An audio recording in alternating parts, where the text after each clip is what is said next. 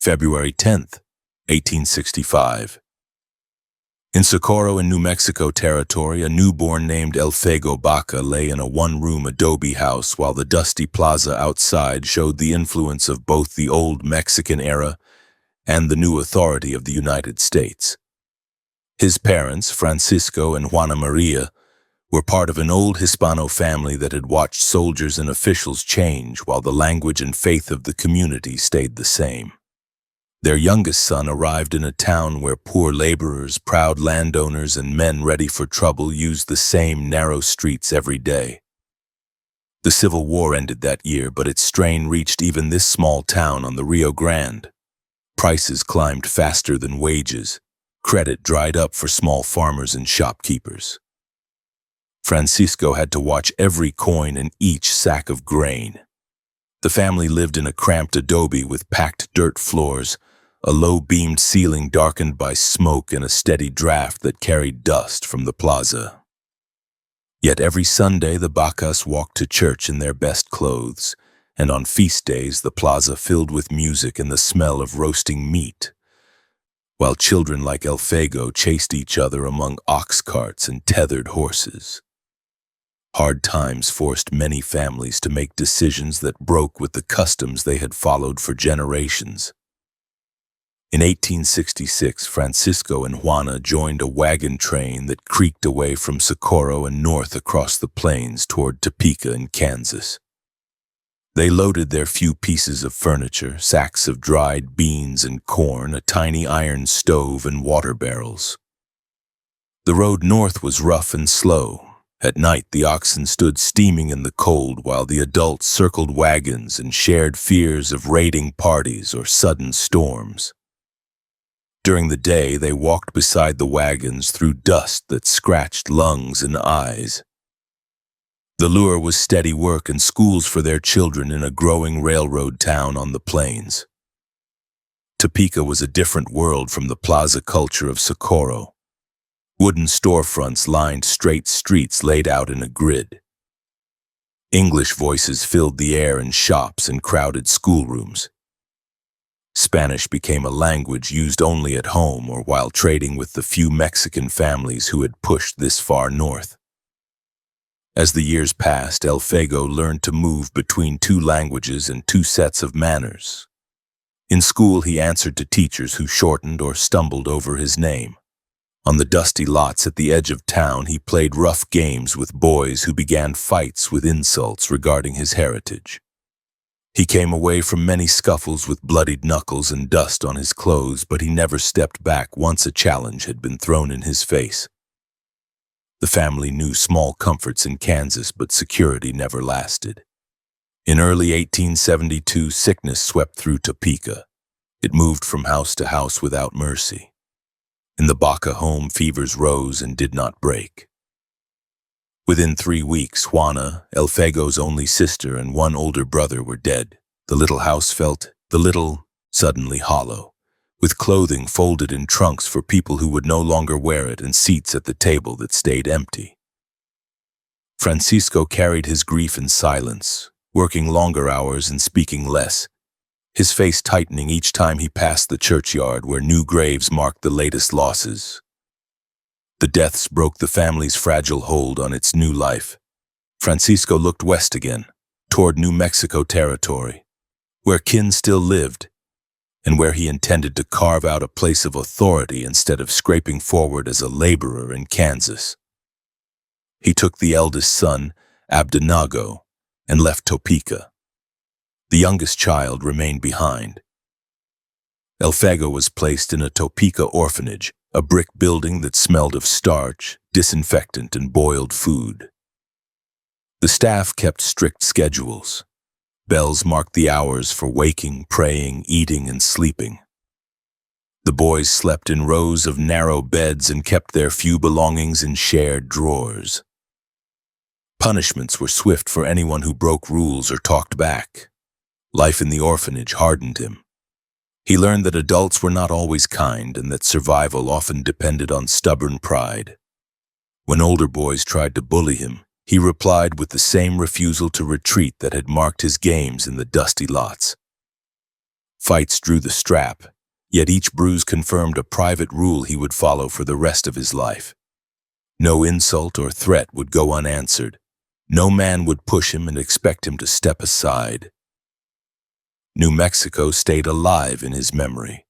He pictured whitewashed adobe walls, the sound of church bells in Spanish towns, and the familiar rise of mountains beyond the Rio Grande. In 1880, 15-year-old Elfego left the orphanage and began the long trip back to the territory of his birth. Rail lines carried him part of the way. Freight wagons, hired rides, and rough miles on foot carried him over the rest.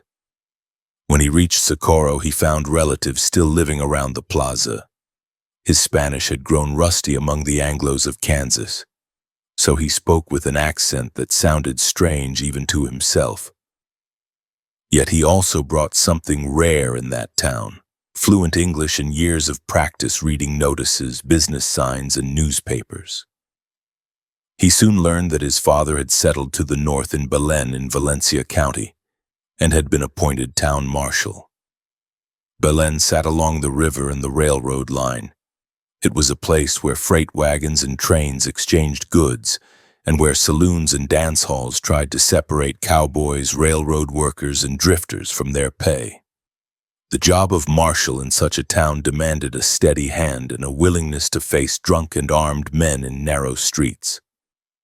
Francisco carried a sidearm and a badge, and his decisions were no longer confined to his own family. Those decisions carried formal legal authority. In many frontier towns, saloons were the places where arguments, feuds, and shootings most often began. One night in Belen, a mob gathered, angry and full of liquor. Words turned to threats, and someone reached for a gun. Marshal Baca responded with force. He fired into the crowd, and 2 men died in the sudden eruption of powder smoke and noise. Newspapers later described the scene in the trial that followed. The court convicted Francisco of involuntary manslaughter. The marshal, who had worn a badge in the name of order, now stood as a prisoner in the Valencia County Jail at Los Lunas, waiting to be sent to the Kansas State Penitentiary in Lansing. By then, Elfego had already shown that he would not accept the fate others tried to place on his family. He traveled to Los Lunas and linked up with a 15-year-old accomplice named Chavez. The Valencia County Jail stood in a town that was little more than a cluster of adobe and stone buildings along the river. The jail walls held his father and 3 other men whose lives now rested in the hands of distant officials. Rather than watch his father carried back toward the state where plague had emptied the family home, the son chose a different path. Accounts from the time speak of a jailbreak carried out by 2 determined teenagers. One way or another, the locks opened and the prisoners walked free. Under cover of darkness and dust, Francisco slipped away from Los Lunas with his son. The party moved south toward El Paso in Texas, where Francisco planned to step across the international border into Mexico if pursuers closed in. The trip forced father and son into close quarters on long days of riding and short nights of hurried rest, sharing campfires and the knowledge that any rider on the horizon meant the risk of a lawman or a bounty hunter bearing down on them. When they reached El Paso, father and son parted. Francisco faded into the borderlands while Elfego turned back toward New Mexico territory. He had broken the law to free a man he believed had acted under the pressure of duty. That choice marked him. He had seen courts and jails from both sides and had measured the difference between law on paper and justice as felt in the hearts of people who lived with violence at their doors. In the months that followed, he worked where he could across Socorro County. On isolated cattle ranches, he rode fence lines, checked water holes, and shared bunkhouses with cowhands who spoke of their time on long cattle drives and in railhead towns. He learned the daily work of branding calves, roping strays, and facing sudden storms on open range. Many of the outfits were already controlled by Texas interests who had pushed north with herds and money. leasing or seizing grazing land that Hispano families had used for generations for small herds and subsistence farming. Those cowboys brought their own culture and weapons. Lever-action Winchester rifles rode in saddle scabbards. Colt revolvers hung from their hips. When pay and boredom mixed with whiskey in frontier saloons, those men treated firearms as entertainment. They fired into the air or at building fronts. They despised local customs and mocked the Spanish language of the people whose land they now used. For unarmed townsfolk, a single group of mounted Texans carrying repeating rifles and revolvers represented more firepower than any household possessed. Many shopkeepers chose to close doors and wait out the trouble. After a spell on the range, Elfego took work in the Albuquerque area, hauling meat by wagon to crews laying and maintaining track for the Santa Fe Railroad. The work paid better than ranch wages, but came with its own hazards. Long freight trains roared past his wagon, and he breathed coal smoke and dust as he steered through ruts cut into the hard ground. Railroad camps were rough and temporary. Fights broke out over cards, women, and wages. Mexican laborers and Anglo foremen often clashed over hours and treatment.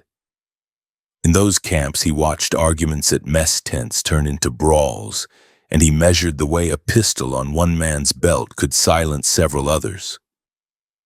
Yet Socorro remained the place he returned to whenever work elsewhere ended. The town at the bend of the Rio Grande had changed since his childhood.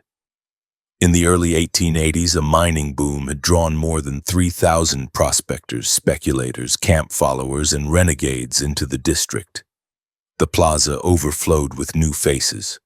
Saloons, gambling halls, and brothels worked day and night.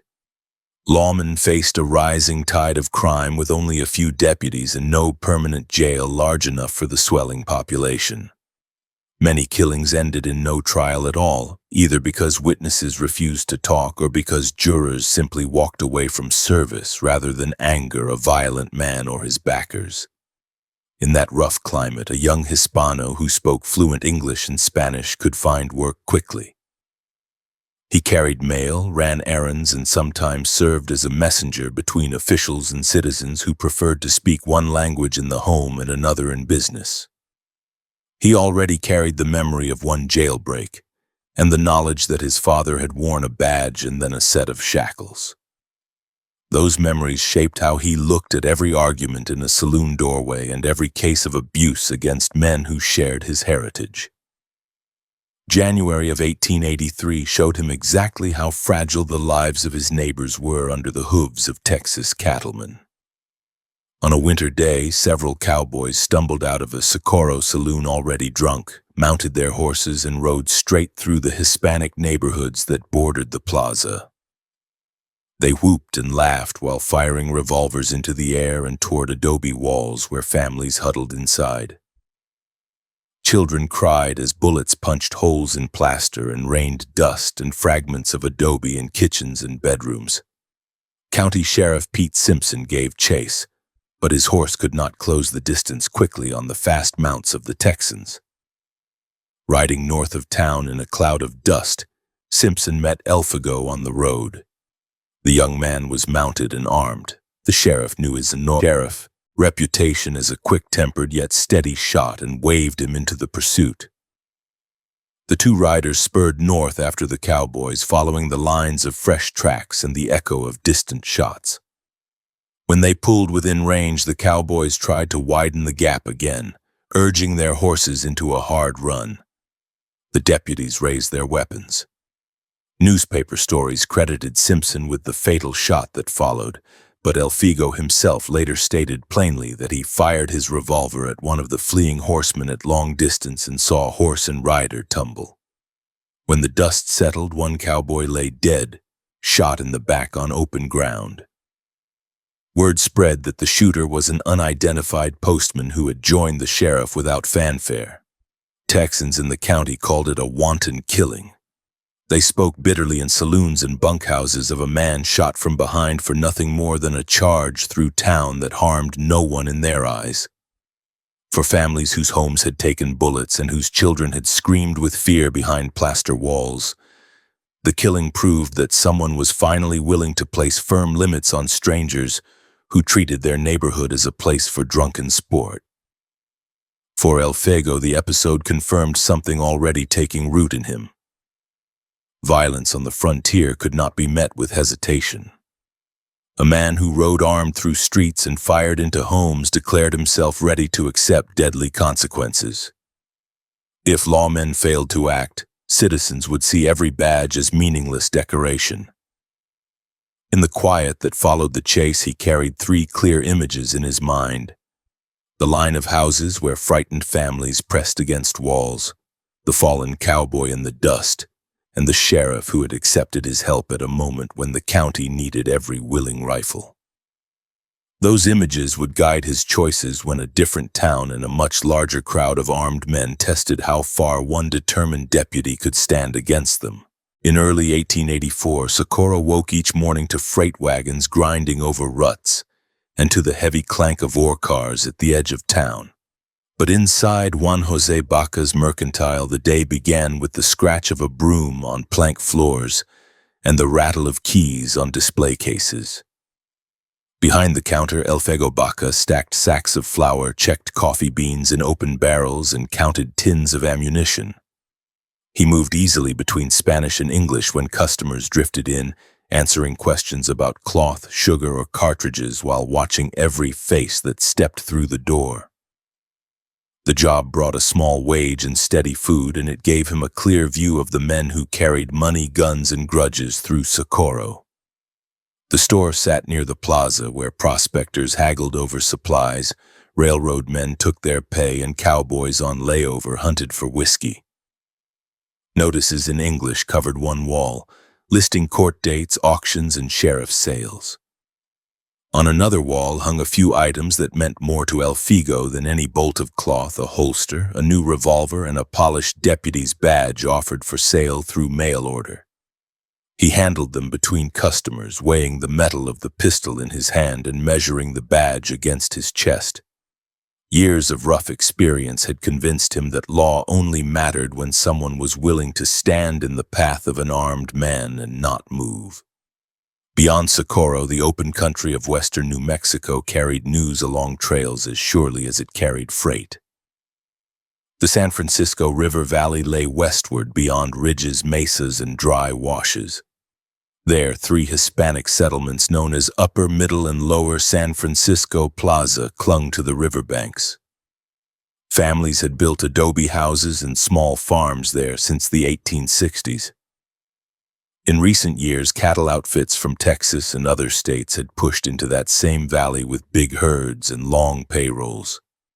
The hands on those outfits brought repeating rifles, fast horses, and a taste for liquor and dominance.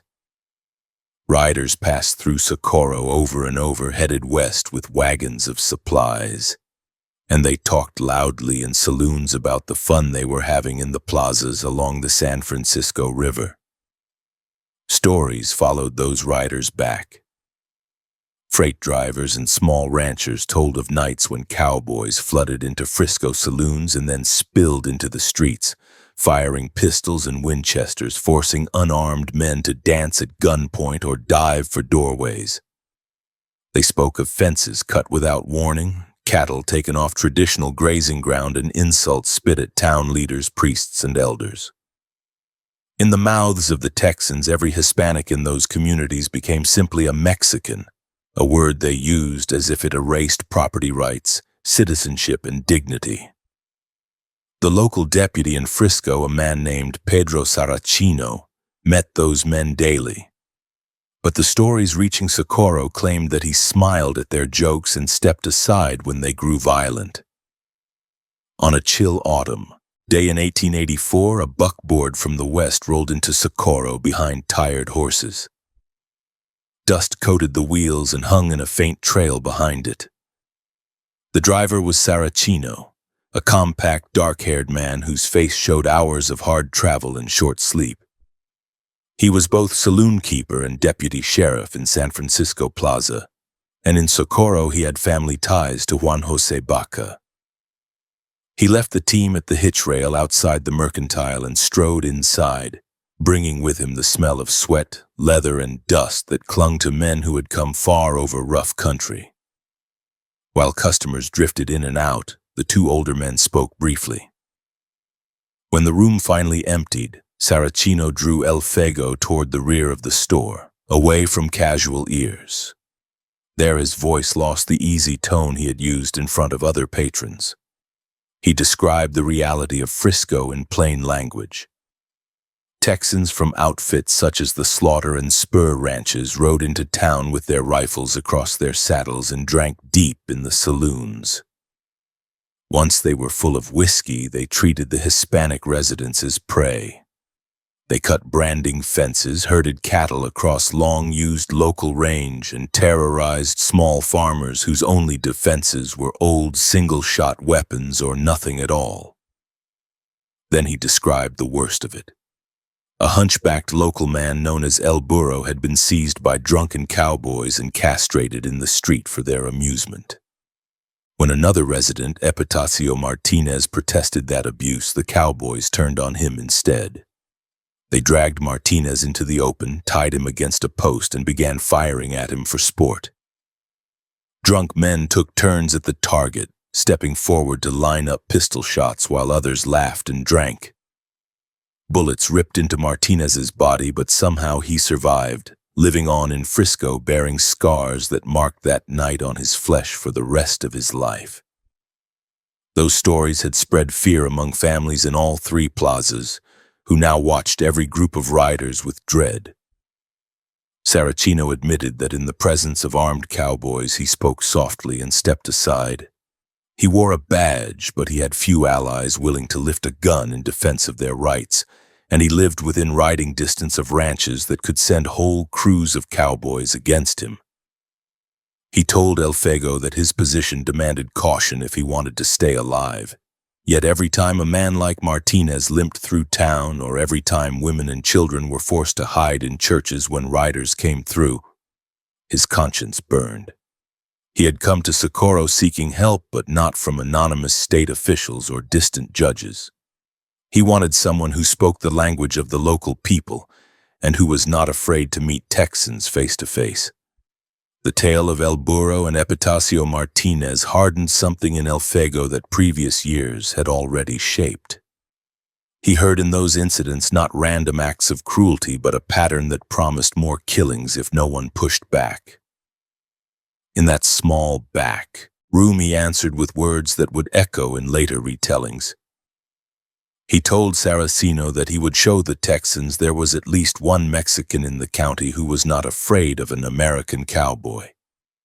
The statement was not made to impress a crowd. It was directed at an older lawman who had just admitted that fear had kept him from acting as he wished. From there, the conversation turned to authority. Accounts of the time differ on how the badge passed into his hands, but all agree that Elfego left Socorro believing he held legal standing as a peace officer. Some versions describe Saracino lending him a deputy's badge and the moral backing of the sheriff's office. Others say Elfego ordered a star by mail and named himself a deputy of Socorro County. Either way, he stepped into the role fully. He intended to confront armed men in another town in the name of the law and in defense of families who shared his language and heritage. Preparation for that step began immediately. He secured 2 Colt revolvers, large-frame 6-shooters chambered for powerful cartridges that cowboys and lawmen alike trusted on the frontier. He bought ammunition by the box, filling his cartridge belt until each loop held a brass case ready for use. A long Prince Albert-style coat replaced the plain work clothes he wore behind the counter. The coat and the polished badge gave him a look that demanded attention, but he relied most on the hours he had already spent handling firearms, practicing until he could draw, cock, and fire with speed and control. Leaving Socorro meant walking away from the relative safety of the store and from the modest wages that had helped support his extended family. He finished his tasks, settled accounts for his employer, and said his farewells. Those goodbyes were not dramatic. Kin and friends knew only that he was going west to work with Saracino. They did not know that he expected to stand between drunken riders and the people those riders had been abusing. Inside himself, though, he understood the risk clearly. Texans controlled large outfits and long payrolls. They were numerous, armed, and confident. If he challenged them, he would stand mostly alone, with only a handful of locals ready to expose themselves to the same danger. The buckboard rolled out of Socorro behind sturdy horses headed west along rough tracks that curved between low hills and dry arroyos. The road to San Francisco Plaza covered more than 150 miles. Some stretches crossed open grass where antelope grazed. Others passed through timbered slopes where pines grew thick along the ridges. Ruts cut by freight wagons jarred the wheels and shook the men on the bench.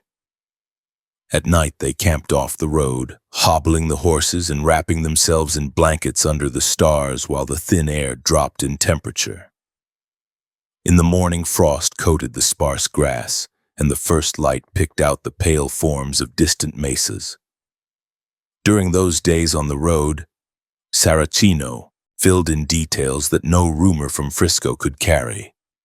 He explained how the three plazas lay along the San Francisco River, upper, middle, and lower, each with its own cluster of adobe homes, small fields, and a church. Hispanic families had carved farms from the valley decades earlier, diverting water for crops and building irrigation ditches with hand tools. Then Anglo settlers, traders, and ranchers had come. In Upper Frisco, a merchant named Dan Milligan ran a combined store and saloon that catered to cowboys from the surrounding outfits. Middle Frisco housed more shops and the home of Saracino's own family. Lower Frisco, closer to open range, saw more of the big herds and the rough men who followed them. He outlined the strength of the ranches whose men had staged the worst abuses. The slaughter outfit alone kept roughly 150 cowboys on its payroll, men who rode hard, drank freely, and treated the people of the plazas as obstacles rather than neighbors. Spur Lake Ranch and other operations added their own riders to the mix. On any given day, a dozen armed men might crowd into a saloon in Upper Frisco. If word spread that a local deputy or citizen had defied them, many more could ride in from camps and line shacks within hours. To the people of the plazas, the Texas presence felt like a moving army, one that ignored territorial laws whenever those laws clashed with its wishes. As the buckboard rolled westward, Elfego listened carefully to the patterns in those stories. He asked pointed questions about which families had suffered, who had lost stock or been beaten, which merchants had tried to protest and then fallen silent. He learned the names of men who quietly supported resistance and those who had chosen cooperation. He also asked how the local courts handled complaints against cowboys. The answers were blunt. When ranch outfits provided most of the cash in a thin economy, judges and justices of the peace hesitated to offend them. Fines for drunken shooting or assault were light. Cases were often dropped altogether if no witness dared testify. By the time the buckboard crossed the last ridge and descended toward the San Francisco River, Elfego carried more than anger. He had a mental map of the plazas, the locations of saloons and storehouses, and the likely responses of ranch foremen and town officials. He understood that his badge would mean little if he backed it only with paper law. It would have to be supported by the clear demonstration that he would not step aside when a rifle was pointed in his direction. They arrived first at Middle Frisco, where Saracino's house stood among other adobe homes clustered near the river. Cooking smoke drifted from flat roofs and children watched from doorways as the wagon rolled in. Women paused in their work to greet the deputy and his young companion. Behind every polite welcome lay the memory of nights when shots had echoed through those same streets and when families had hidden in darkened rooms listening for hoofbeats and laughter.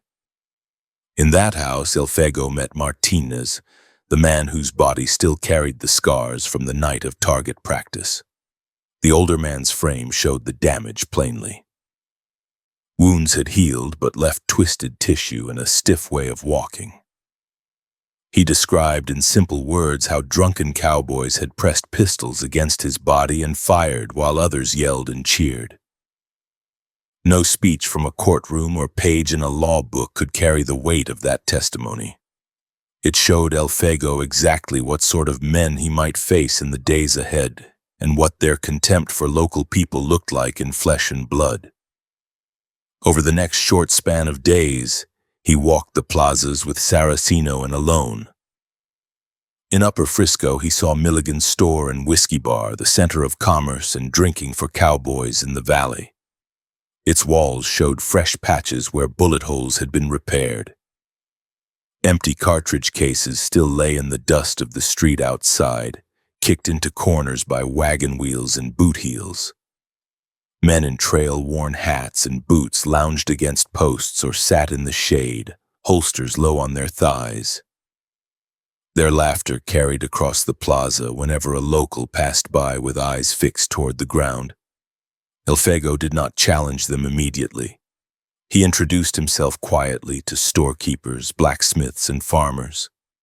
He let people see the badge on his coat and the revolvers at his hips.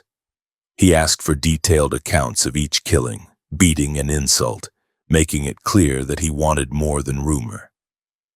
Meanwhile, the Texans began to notice the new figure moving around their drinking places, a young Hispanic in formal clothes who did not hurry to step out of their way. At night in Saraceno's home, he removed his coat, laid his pistols within easy reach, and studied the layout of the town in his mind. He traced paths from the saloon to the small adobe jail, from the plaza to the nearest solid walls and buildings that could provide cover. He considered which streets offered space for wagons and riders to mass, and which buildings could be used by families to hide if guns came out. He had not come for a single gesture. He expected a test, and he intended to meet it on ground he understood. The tension in Frisco grew sharper with each day that he walked those streets. Texans continued their habits, drinking heavily and firing weapons in the air, but now some watched him over the rims of their glasses. The local people, seeing someone willing to wear a badge and stand in full view of the ranch hands, began to speak more freely. They pointed out men who had taken part in the worst outrages and warned him which foreman held the deepest grudges. When the first shots of the coming storm finally rang out, they did not catch him by surprise. Conflict had been building from the moment the buckboard left Socorro. The next time a drunken cowboy raised his gun in a Frisco saloon, Elfego Baca was ready to step through the doorway under his own badge and change the balance of power in that valley. October 29, 1884, the sky over Upper San Francisco Plaza held a thin autumn haze as Elfego Baca stepped down from a buckboard in front of Milligan's store and whiskey bar. The adobe buildings that formed the plaza stood close together around the open square, their flat roofs edged with low parapets, their plaster scarred by stray bullets from earlier visits by Texas hands. Horses stood tied at rough pine rails, heads low, leather creaking when they shifted. The sound of a fiddle, off-key and hurried, pushed out through Milligan's front door along with loud voices and the sharp smell of cheap whiskey. He walked across the packed earth with his coat pulled close around his revolver and the borrowed deputy badge pinned inside the lapel. Behind him, Pedro Saraceno paused on the boardwalk, watching the younger man go on alone toward the noisiest place in town. Inside, the crowd from John Bunyan Slaughter's ranch had been drinking steadily through the afternoon. These were trailmen who spent their days pushing longhorns through rough country, who treated every plaza, cantina, or camp as a place to blow off steam with guns, cards, and liquor. And they carried Winchester rifles or Colt revolvers as naturally as other men carried pocket knives. Baca paused just inside Milligan's open doorway and let his eyes adjust to the dim light. Milligan's store and whiskey bar doubled as a general store and saloon, so sacks of flour and stacked tins lined one wall while a long plank counter ran the other. A half-dozen cowboys leaned there with glasses in hand, spurs hooked on the rough footrail. Another cluster of men crowded tables scattered across the room, cards and coins spread in front of them. Every eye turned toward Baca when the door clicked shut, and the new arrival failed to head straight for the bar. At the far end of the room, Charlie McCarty, a young Texas cowboy from the slaughter outfit, stood with his back against a support post, revolver already in his hand. His shirt was sweat-stained, his speech slurred, and his temper sharpened by drink. Hispanic customers along the wall watched him carefully, shoulders pushed tight against the plaster. McCarty lifted the revolver and began to order them to move, to dance, to jump when he gave the word. The muzzle swung through the hazy air and he laughed as men flinched away from the black circle of its bore. Elfego Baca walked directly toward him, ignoring the nervous glances from the bar and the quiet warning from Bill Milligan, who had already seen what a handful of Texans could do to a town that offered no resistance. McCarty spotted the short Hispanic stranger and with a grin shifted his aim. The revolver cracked, filling the low room with smoke as the bullet snapped past Baca's head and took his hat from his hair. The hat spun to the floor behind him. Glasses rattled on the bar. Someone cursed under his breath. No one dove for cover because this kind of thing had become common whenever Slaughter's hands came in off the range. Baca stopped within arm's length of the cowboy who had just shot his hat off. He opened his coat and let the metal glint of the badge catch the lamplight.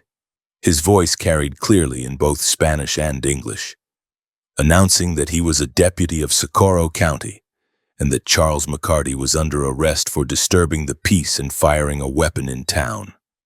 McCarty blinked at the small man in front of him, then glanced past him at the other cowboys to see whether anyone intended to stop this arrest. No one moved.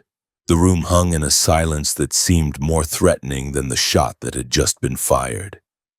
Before McCarty could raise the gun again, Baca stepped in, grabbed the barrel and twisted it away. The motion was fast and practiced, a skill learned with borrowed Colts on dusty backlots in Socorro. His other hand drove hard into McCarty's wrist. The revolver tore free and Baca shoved it into his own belt in one smooth motion. The drunk cowboy lunged to reclaim it, but a shove sent him back against the post. A couple of his companions began to straighten away from the bar, but Baca already had the disarmed man by the arm and was turning him toward the door. On the boardwalk outside, the late afternoon light showed every movement to the men waiting near the hitching rails. Several slaughter cowboys had stayed outside with their horses, rifles and saddle scabbards and cartridge belts crossed over their vests. They had heard the gunshot but assumed it was only more of the same. Instead, they saw Charlie McCarty pushed out of Milligan's by a Mexican teenager with a badge and their friend's own revolver stuffed into the younger man's belt. Conversation around the plaza dropped. Men on the opposite side, near the church and the low adobe houses, paused in mid-step to see whether anyone would interfere. John Slaughter's foreman, young Parham, stood among the knot of cowboys, his hand resting near the stock of his Winchester. Parham was used to giving orders, used to the fact that local authorities stepped aside when Slaughter's riders came through. He had a reputation as a good trail boss, and a man willing to use violence to keep his crew in line. Seeing McCarty under arrest at the hands of a local Hispanic deputy struck directly at his authority in front of his men. He walked toward the saloon doorway while the others fanned out behind him, boots thudding on the packed earth of the plaza. Baca pushed McCarty back inside Milligan's and slammed the heavy plank door. He shot the bolt across and dragged a barrel against the jamb while friends inside, Hispanic townsmen who had followed his lead, shoved a crate and a table into place. Rifles in the crowd outside slid out of their scabbards. Somewhere across the plaza, a woman yanked a child off the street and into a doorway. Most days, the Hispanic residents of Upper and Middle Frisco lived under the rule of Slaughter's hands. Today, those residents watched a 19-year-old deputy bar himself inside a saloon with a hostile prisoner and a growing line of armed cowboys outside. Young Parham stepped up to the closed door, slapped his palm against the wood, and demanded that Charlie McCarty be turned over. He made it clear that Slaughter's men would not accept a Mexican deputy dragging one of their own to jail, and he reminded Baca through the door that the ranch kept scores of cowboys on its payroll, while the local community had only a handful of men willing to stand with him. Voices in the crowd backed him up with insults and threats. Some called for a rope, others promised to teach the would-be lawman what Texans did to anyone who challenged them. Inside, Elfego Baca felt the weight of those words, but the memory of the maimed men he had seen in Saraceno's cantina weighed more. He had come to Frisco after hearing how local cowboys had treated unarmed Hispanic residents as targets and playthings. If he released McCarty now, the message would be clear that nothing would ever change, and that even a deputy badge meant nothing against the will of the Slaughter outfit. He stepped close to the barred door and answered Parham loudly enough for the men crowded around the entrance and the residents watching from doorways to hear. He stated that McCarty would go before a justice of the peace, that the law of Socorro County would be enforced in Frisco as it was in any other town. The exchange hardened the mood outside. Winchesters came up from the cowboys' hips. Men checked the position of the hammers, thumbs resting near the spur. The plaza's open square, where children had played earlier in the day, now held a line of armed riders and townsmen facing the closed front of a single saloon. A few of Baca's allies inside peered through cracks in the shutters and reported what they saw. A half-dozen rifles aimed in their direction, others moving to flank the building, still more men arriving from the direction of the other plazas. It was clear this was no brief argument that would end with a few shoves and shouted names. Baca called out that anyone still in front of Milligan's should clear the doorway. He warned that if the cowboys did not back away when he finished his count, he would open fire. The men outside jeered at his accent and at his youth, and several made jokes that a man like him could not count accurately. That mockery rolled along the line of riders and onlookers. Standing in the dim interior, the deputy narrowed his focus on the rectangle of the door and its single bar. His friends took positions behind barrels and crates, revolvers ready.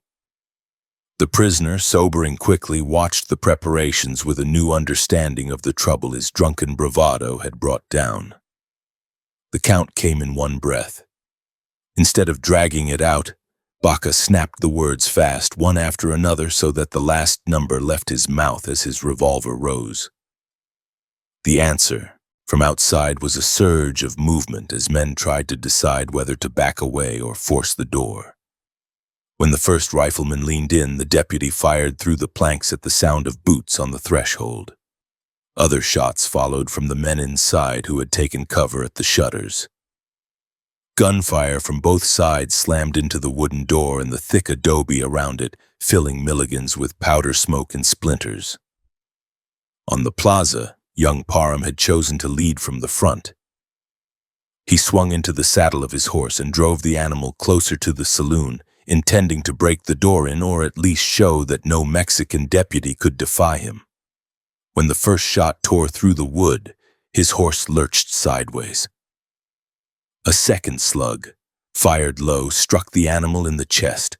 The impact threw the horse off balance. In the space of a heartbeat, the animal collapsed, front legs buckling, weight driving down onto the man in the saddle. Parham fell with it, caught under the dead horse's full mass as it hit the ground. The sound of the animal's fall was heavy and final. Dust rose around horse and rider, mixing with the drifting gun smoke. Men nearby shouted Parham's name and scrambled toward him, trying to pull him free. His hat had tumbled off, and his face showed the shock of someone who had ridden into many stormy situations and now understood that this one had turned against him in an instant. Beneath the horse's ribcage, his chest and hips were pinned hard into the earth. Those who grabbed for the headstall and saddle skirt tried to heave the animal aside, but the weight barely shifted. Further down the line, another slaughter cowboy, Tab Allen, had stepped into the open to fire at the shutters. As he raised his rifle, one of Baca's allies squeezed off a shot through a crack in the wall. The bullet struck Allen in the leg just below the knee, breaking bone and sending him to the ground. His rifle spun from his grasp. Allen's cry of pain undercut the bravado that had filled the plaza only moments before. Cowboys who had been eager to press in on the saloon now faced the sight of their foreman trapped under his dead horse, and a wounded friend writhing on the dirt. Inside Milligan's, the air turned thick with smoke. The plank door shuddered under wild rifle fire from outside, but the bar and the makeshift barricade held. Bullets punched through the upper panels and buried themselves in the stacked merchandise on the store side of the room, ripping flour sacks and shattering glass. Baca shifted position after each shot, staying clear of the holes that appeared in the wood.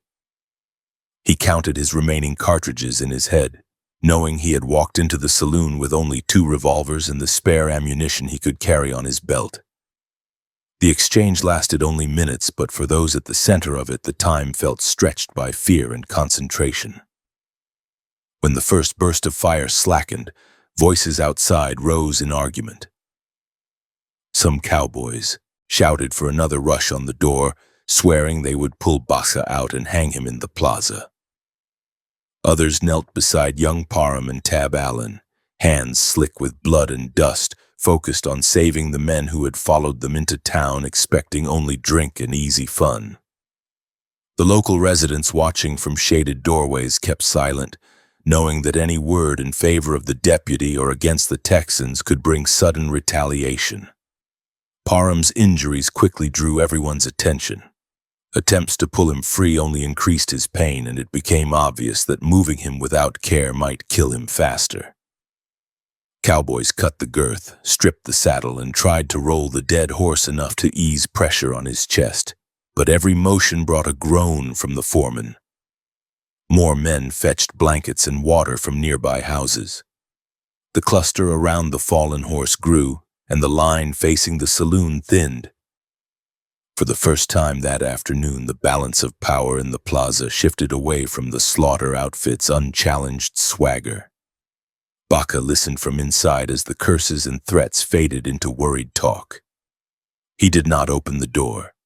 He knew that stepping into the open with a hostile crowd still thick around the plaza would be suicide, whatever the state of their wounded foreman.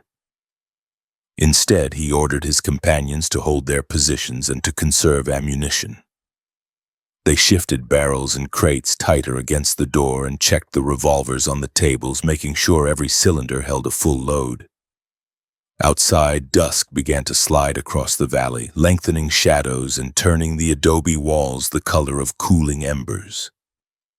As evening settled, riders from the other plazas and nearby ranches arrived, drawn by the news that a Mexican deputy had shot Slaughter's foreman in front of Milligan's.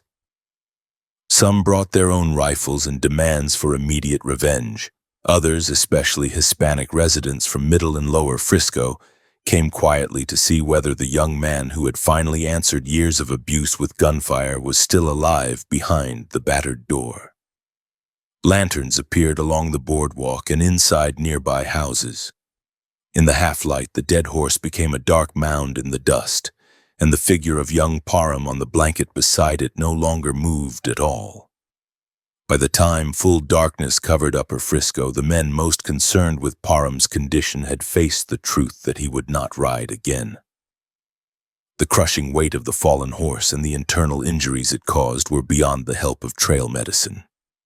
His death on the edge of the plaza drove the talk among Slaughter's hands from shock into rage. Some called for torching Milligan's.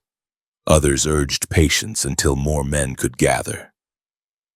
The only point of general agreement was that Elfego Baca could not be allowed to walk away after killing their foreman and crippling one of their own. Inside the barricaded saloon, Elfego and his allies ate cold food from Milligan's shelves and took turns watching the door and windows.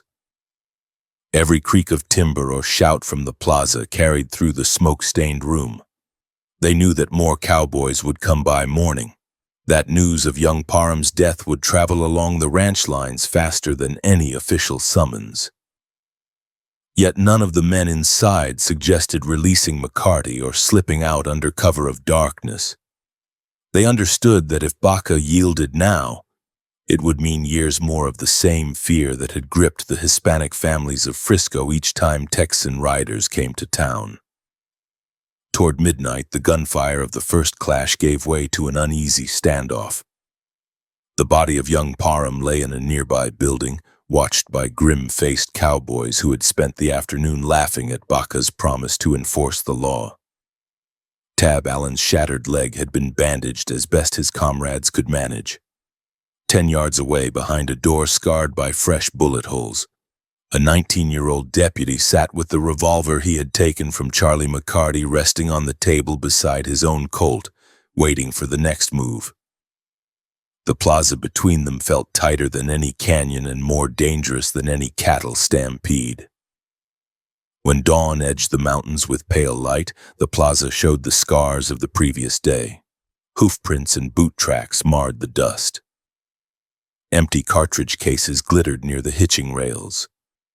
The dead horse had been dragged aside, leaving a hollow in the earth where its weight had pressed deeply into the ground. Men who had lounged in front of Milligan's saloon only 24 hours earlier now looked drawn and tired. As the sun climbed higher, a group of local leaders, including men respected by both Hispanic residents and some of the ranch hands, stepped into the space between the closed saloon and the waiting cowboys to talk. They proposed a narrow path forward that avoided an immediate assault on the barricaded building. McCarty would stand before a justice of the peace in a nearby house. Baca would escort his prisoner under the guarantee that no one would attack during the walk. After the hearing, disputes over the earlier exchange of gunfire and the death of young Parham would move to formal courts rather than lynch ropes. The Texans agreed for the moment, trading one day of vengeance for the chance to draw Baca into a place where they believed higher numbers and official pressure might finish what their rifles had not. As the arrangement spread through the crowd, cowboys stepped aside from the front of Milligan's. The plaza cleared enough to show the heavy plank door and the improvised barricade behind it. From inside, Elfego Baca studied the shifting faces through narrow cracks and listened to both the promises and the unspoken anger in the voices of the men outside.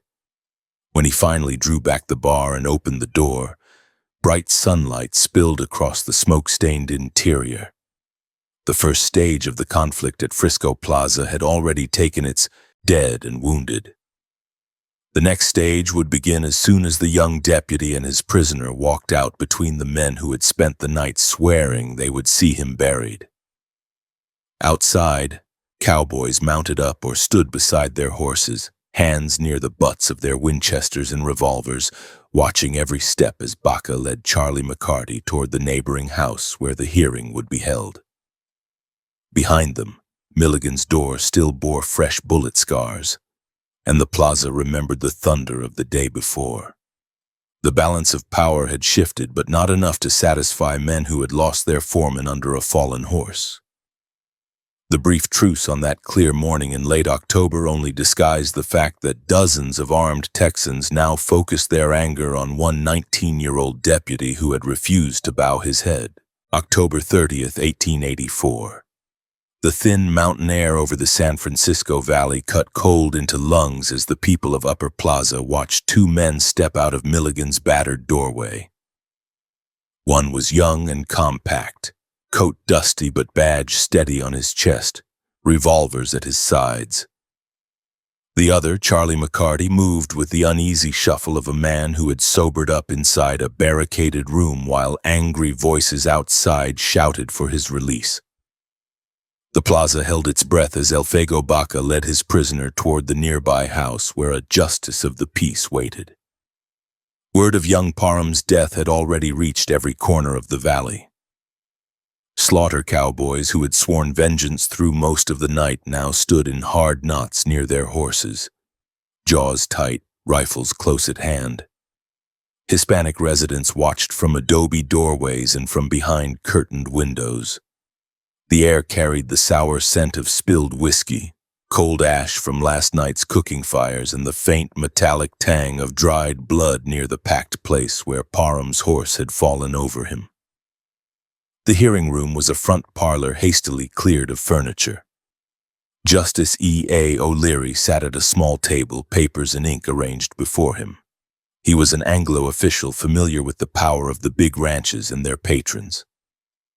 Cowboys crowded in behind him, hats off, but tempers far from respectful. Their attention fixed on the young deputy who had dared arrest one of theirs. A handful of local citizens stood along the wall, outnumbered but unwilling to cede the room entirely. Baca pushed McCarty forward and stated his charges in flat terms. The defendant had fired a revolver in town, endangered unarmed residents and damaged property. He presented the slurred, shaky man as he found him, a trail hand who had treated the plaza as a shooting gallery. O'Leary listened, pen poised, then turned to the cowboys who spoke on McCarty's behalf. They painted him as harmless when sober, a useful hand who had only been celebrating after long weeks of hard work. Their version of events softened every act and shifted blame to an overzealous deputy with a grudge. The justice weighed the two tales and nodded toward the men whose payrolls underwrote much of the trade in the valley. After a brief exchange, he declared McCarty's offense minor and set him free with little more than a token fine. The decision landed in the room like a blow. The cowboys grinned, slapping their man on the back as he stepped away from the table. Baca watched the prisoner he had risked his life to arrest walk out past him with the smirk of someone who believed the law existed only for the poor and unconnected. Outside, whispers raced across the plaza. To the Hispanic residents, the hearing proved what they had already suspected. When a local man stood accused, punishment came swiftly. When a ranch hand faced charges, money and influence bent the process until the outcome suited his employer. O'Leary's pen scratched out the record, but the true verdict showed in the eyes of the crowd, contempt for a system that claimed neutrality while leaning toward anyone who came with a trail herd and a powerful backer. The cowboys were not satisfied with McCarty's easy release alone. In their eyes, the real insult lay in the fact that a 19-year-old Hispanic deputy had shot their foreman and wounded Tab Allen, all while hiding behind legal authority. Back at their camp and in the corners of the saloon, they pushed for action. Riders carried messages to outlying line shacks and distant camps. Men who had not been in town the previous afternoon were called in to swell the ranks. In their talk, Baca's name became a curse and a challenge. They insisted he be arrested and tried not as a deputy defending himself, but as a murderer. O'Leary proved willing to cooperate. On the desk in front of him, fresh blank warrants waited. With cowboys gathered around, he filled them out in his neat hand, authorizing the arrest of Elfego Baca and any who had fired from Milligan's door. The charges listed homicide and assault upon officers and citizens. The names of the men to whom the warrants were entrusted mattered as much as the words on the paper. Instead of assigning the task to neutral local residents, O'Leary placed them in the hands of men tightly linked to Slaughter and the other ranches, including a tall, angular Texan named William "Bill" Hearn. Hearn had ridden with trail herds for years. He carried himself with the easy confidence of a man who had outlived stampedes, river crossings, and barroom fights. When he pinned on a temporary deputy badge that day, he saw it as a tool to finish what Parham had started, not as a symbol of impartial law. The warrants tucked into his coat gave a thin glaze of legality to what promised to be a decisive retaliation. His companions, similarly deputized, adjusted their cartridge belts and checked their rifles, ready to hunt down the young man who had challenged their dominance in Frisco. Meanwhile, Baca had no illusions about how precarious his position had become. The release of McCarty and the murmurs circling the plaza told him that paper authority no longer meant any protection inside Upper Frisco. He returned briefly to Saraceno's house in Middle Plaza, where the deputy's family waited anxiously. In that cramped home of adobe walls and low ceilings, conversations ran short and to the point. The San Francisco Valley now held two power centers, the ranch crews swollen with anger and the scattered Hispanic families who had gathered their courage around the lone deputy who stood up for them. Elfego could have chosen to ride out then. The road back to Socorro was open. A fast horse and a head start might have carried him away from the valley before Slaughter's men could organize a full posse. Yet every scar on Epitazio Martinez's body, every story of men forced to dance at gunpoint or see their children, terrorized by drunk riders, pressed him in the opposite direction. Leaving would mean that any future deputy who came to Frisco would be greeted with laughter and derision, reminded that the last man to wear a badge had fled at the first hint of serious trouble. He made a different choice. Instead of running, he moved from Middle Plaza to a small structure near Lower Plaza, a low mud and timber dwelling owned by the Armijo family. It was not a grand house, only a simple frontier shelter with mud plaster walls, a single main room and a roof supported by peeled logs and brush. Locals described it as a jacal, a term used for small, rough homes whose walls rose from the ground without the height or thickness of larger adobe blocks. The floor sat slightly below ground level. A narrow door faced the nearby road, and a few small cracks in the walls admitted thin stripes of light. The Armijo family understood the risk of sheltering a man the Texans now wanted dead. Even so, they did not turn him away. Baca entered with his coat buttoned, revolvers ready, and his mind already measuring distances from doorway to far wall, from floor to window, from stovepipe to roof edge. He noted how the packed dirt floor allowed a man to press his body below the window openings and stay low while shots came in. He saw where furniture could be shifted to form cover and where the stove, with its pipe punching through the roof, offered a point from which smoke might later tell the outside world whether he still lived. He did not wait passively. Ammunition boxes were stacked within easy reach. He checked each cylinder on his revolvers again, confirming that every chamber held a live round and that no cartridge showed signs of damage. The Armijos and a few trusted neighbors helped move small objects out of the way, creating a clear path inside from door to back wall. When he spoke to them, his voice remained calm, but he did not disguise the seriousness of the situation. He explained that a posse would come, that it would be larger than any normal group of local officers, and that the men carrying the warrants would have no interest in bringing him in unharmed. As the sun climbed, riders gathered in Upper Plaza under Justice O'Leary's watch. Hearn assembled his deputized posse, a mix of Texas cowboys and sympathetic Anglos who saw little difference between personal vengeance and formal law enforcement. Rifles jutted above saddles, muzzles dark against the pale sky. Cartridge belts crossed their chests and pistols hung low on their hips. More men joined at each crossing of the river or junction of paths, until the column swelled into a force that dominated every stretch of track it traveled.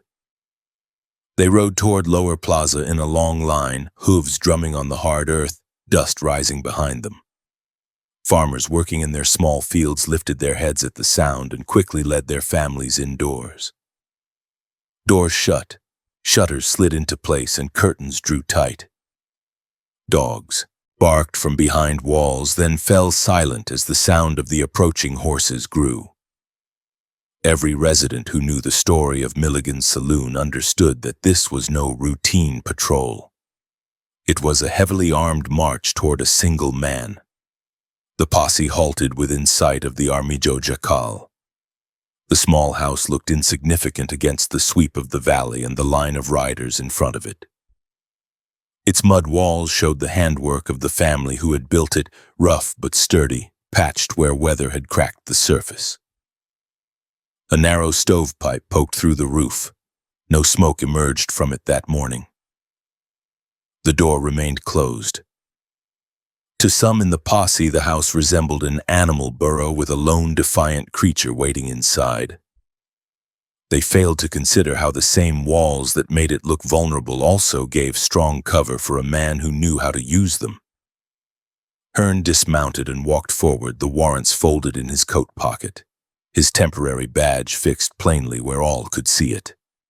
He called out toward the house, identifying himself as a deputy carrying papers issued by Justice O'Leary. In his version of the law, those warrants erased the events at Milligan's and turned Baca into an outlaw instead of an officer. He demanded the young deputy come out at once and submit to arrest. Behind him, cowboys spread into a loose semicircle, rifles ready. Many had already decided what should happen regardless of any reply. From inside the jacal, Baca answered through the door.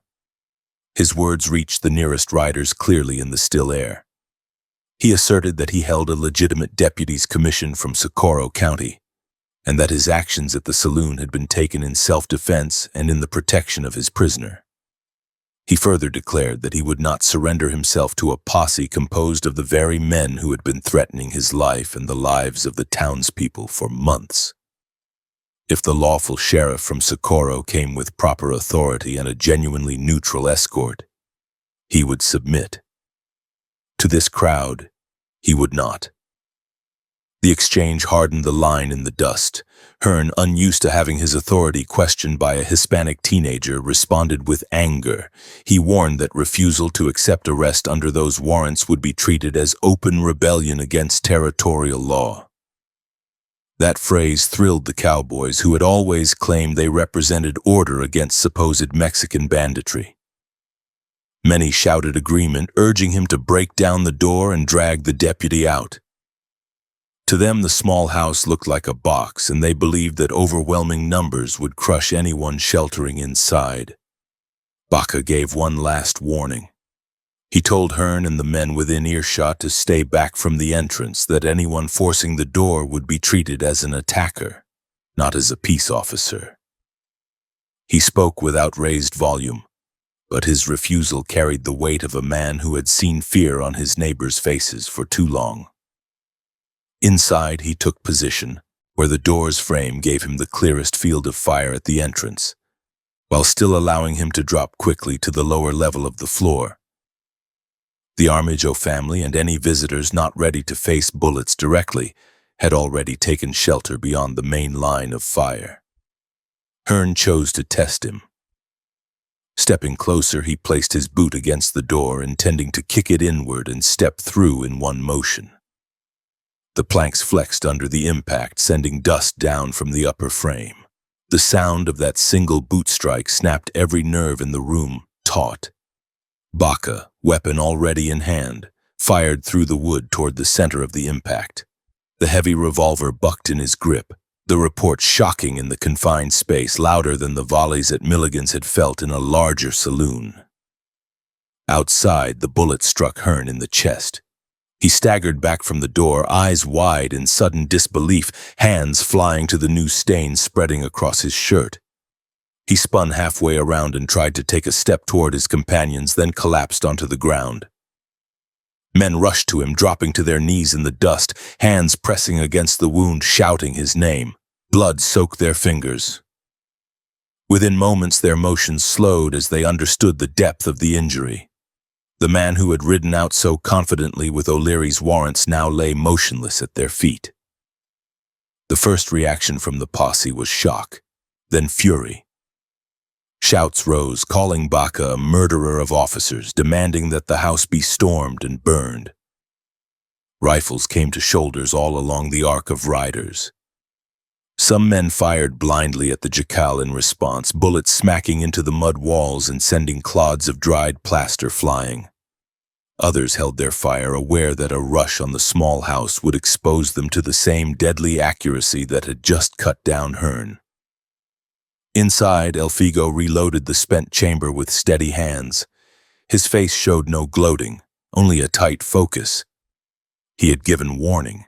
He had drawn a clear line between lawful arrest and a lynch mob armed with badges issued in a saloon atmosphere. When Hearn chose to kick the door in spite of those warnings, Baca answered with the tool he possessed, the revolver that decades of frontier violence had made as central to law enforcement as any sheet of paper. The death of Hearn transformed the standoff into a siege. The posse no longer viewed the jacal as a place to serve warrants. It became a target that, in their minds, had to be crushed to restore their sense of superiority in the valley. Riders pulled back just far enough to gain better angles of fire. Others dismounted and moved on foot, seeking brush and uneven ground that might offer partial cover as they lined up shots at the door, the windows, and the roofline. Families in Lower Plaza heard the first furious volley and ducked away from windows. Children were shoved into inner rooms, told to stay flat on the floor. Mothers crossed themselves and whispered prayers, not in abstract terms, but with the clear memory of the names of men who had already been wounded or mutilated by the same cowboys now pouring lead into the small house. The sound of rifle reports rolled through the valley, echoed off the nearby hills, and carried to Middle and Upper Plaza, where residents counted each shot and wondered how long the lone deputy could hold out. From that moment forward, every movement inside the Armijo Jacal had to be measured against the rain of bullets outside. The mud walls, which had seemed humble and thin when the building was used only for shelter, now became the only barrier between the men inside and dozens of rifles. The sun climbed, harsh and unrelenting, while dust and smoke began to gather in the air around the little house. In the minds of the attackers, there remained a simple goal: kill the man who had shot their foreman and their deputized comrade. In the mind of the defender, the objective had narrowed to one thing: survive against a force that had given up any pretense of equal justice. October 31st, 1884. The first thin light reached the San Francisco Valley and showed what the night had done to Geronimo Armijo's little jacal at Lower Plaza. The log and adobe walls that had looked rough but neat 2 days earlier now carried splintered scars. Chunks of dried mud had fallen away where lead had chewed through the plaster. The door sagged on its rawhide hinges, pitted with fresh, dark holes. The small yard outside lay trampled by horses and men, the dust mashed into a wide circle marked by boot heels, cartridge cases, and blood. Cowboys who had sworn to kill Elfego Baca lay wrapped in blankets or coats behind every piece of cover, sleeping in their hats with rifles within reach. The only sound for a few minutes was the creak of saddles as a few horses shifted and the distant murmur of the river below the plaza. Inside the jacal, the quiet felt different. The air held the stinging smell of powder smoke and torn earth, heavy enough that it scratched at the throat with every breath. Elfego Baca lay curled on the sunken dirt floor, the crown of his head below the base of the walls, wrapped in the worn coat he had used as a blanket. His ears still rang from the bursts of gunfire that had hammered the little house through the night. Every time he blinked, he saw the flash of muzzle blasts through the cracks between the pickets. He flexed his fingers slowly and felt the dull ache that ran from his wrists up into his shoulders, the price for hours of holding heavy Colt revolvers at arm's length. Both pistols lay beside him, cylinders empty, their frames gritty from dust shaken down from the roof. He sat up carefully and tested his legs. Muscles tightened in protest, then took his weight. Bruises burned across his ribs where clods of dried mud and splintered wood had fallen in during the heaviest volleys. The sunken floor had saved him, just as he had counted on when he chose this shack over any other. The living space had been dug down so that a grown man standing with his knees slightly bent could keep the top of his head below the doorframe and window openings. He could feel how close many shots had come by the pattern of bright little craters chipped into the interior walls above his eye level. If he had stood upright for more than a heartbeat at any time during the night, the bullets that carved those marks would have taken him in the chest or head. He reached for his cartridge belt and counted the remaining rounds one by one with his fingertips. The loops that had been full when he walked into the plaza with Pedro Saracino now felt light. Empty loops gaped between the live cartridges. He had burned through most of his ammunition in the first afternoon and evening, answering every rush and every new attempt to creep close with sharp, aimed shots. The brass shells that littered the hard-packed floor around him showed how much he had already spent to stay alive. He crouched, gathered the spent casings in one hand, and set them in a neat little pile in the corner, stock-taking in the half-light. What sat on his belt and in his pockets now would have to be enough to face whatever the Texans tried when they woke up angry. When his eyes adjusted, he saw the full shape of the room again. The jacal measured little more than a few paces across, built from peeled poles set upright and chinked with mud, with heavier logs laid along the base outside. Overhead, a roof of saplings and earth sagged under the marks of impact.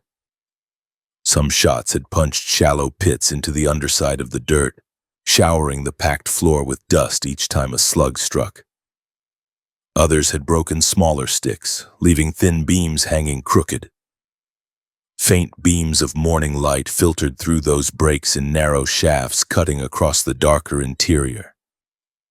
Near the far wall where Geronimo Armijo's family had kept their small stove, the iron box still stood solid, its short stovepipe angling up through the patched roof toward the cold air outside. Above it, a small framed image of Nuestra Señora Santa Ana remained fixed to the wall, the glass cracked but unbroken.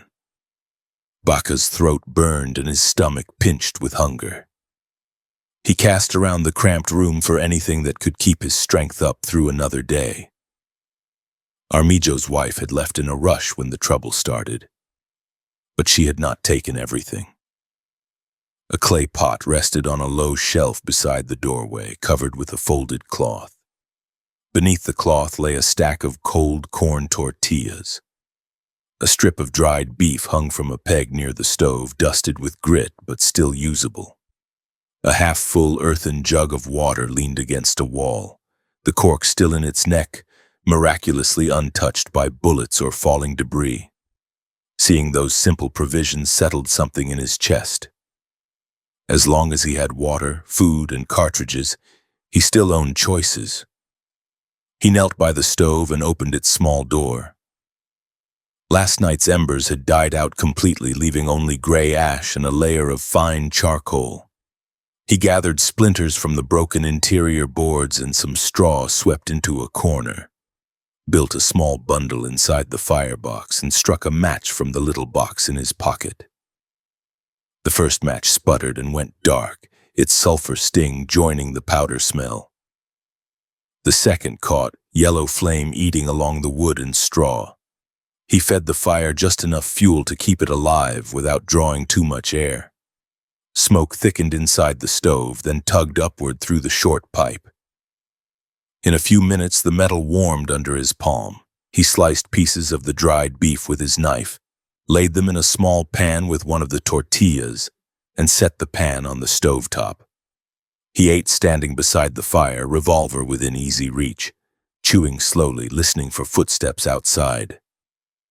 While he ate, the first cowboy woke fully and pushed himself up from behind a log pile near the corral.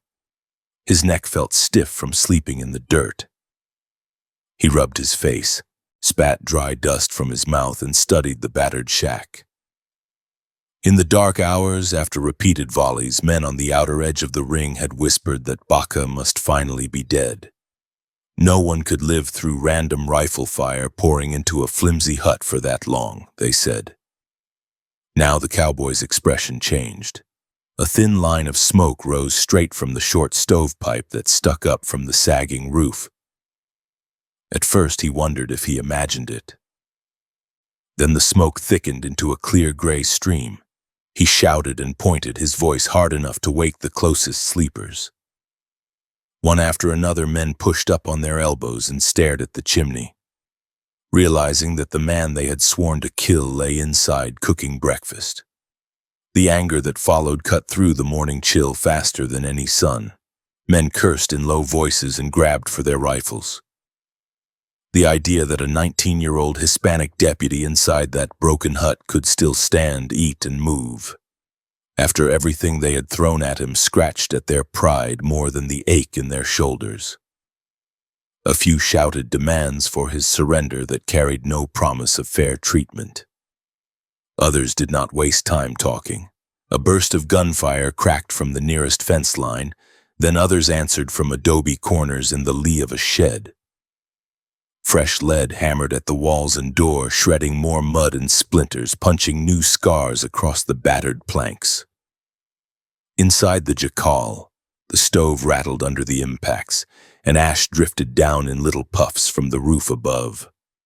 Baca dropped flat as soon as the first shots came, the pan still on the stove. A slug smashed through one of the larger cracks and buried itself in the opposite wall at his previous head height. Dust from the damaged roof sifted over him in a fine rain, mixing with the powder smoke from outside. He curled on his side, rolled to where his Colts lay, and began reloading them by touch, one cartridge at a time, feeling each rim seat firmly in place. He moved with deliberate speed, keeping his body pressed low against the cool dirt of the sunken floor. When both cylinders were full, he checked the hammer positions and then waited, listening for the rhythm of the firing outside, counting the pauses that might give him a chance to answer without lifting his head into a stream of bullets.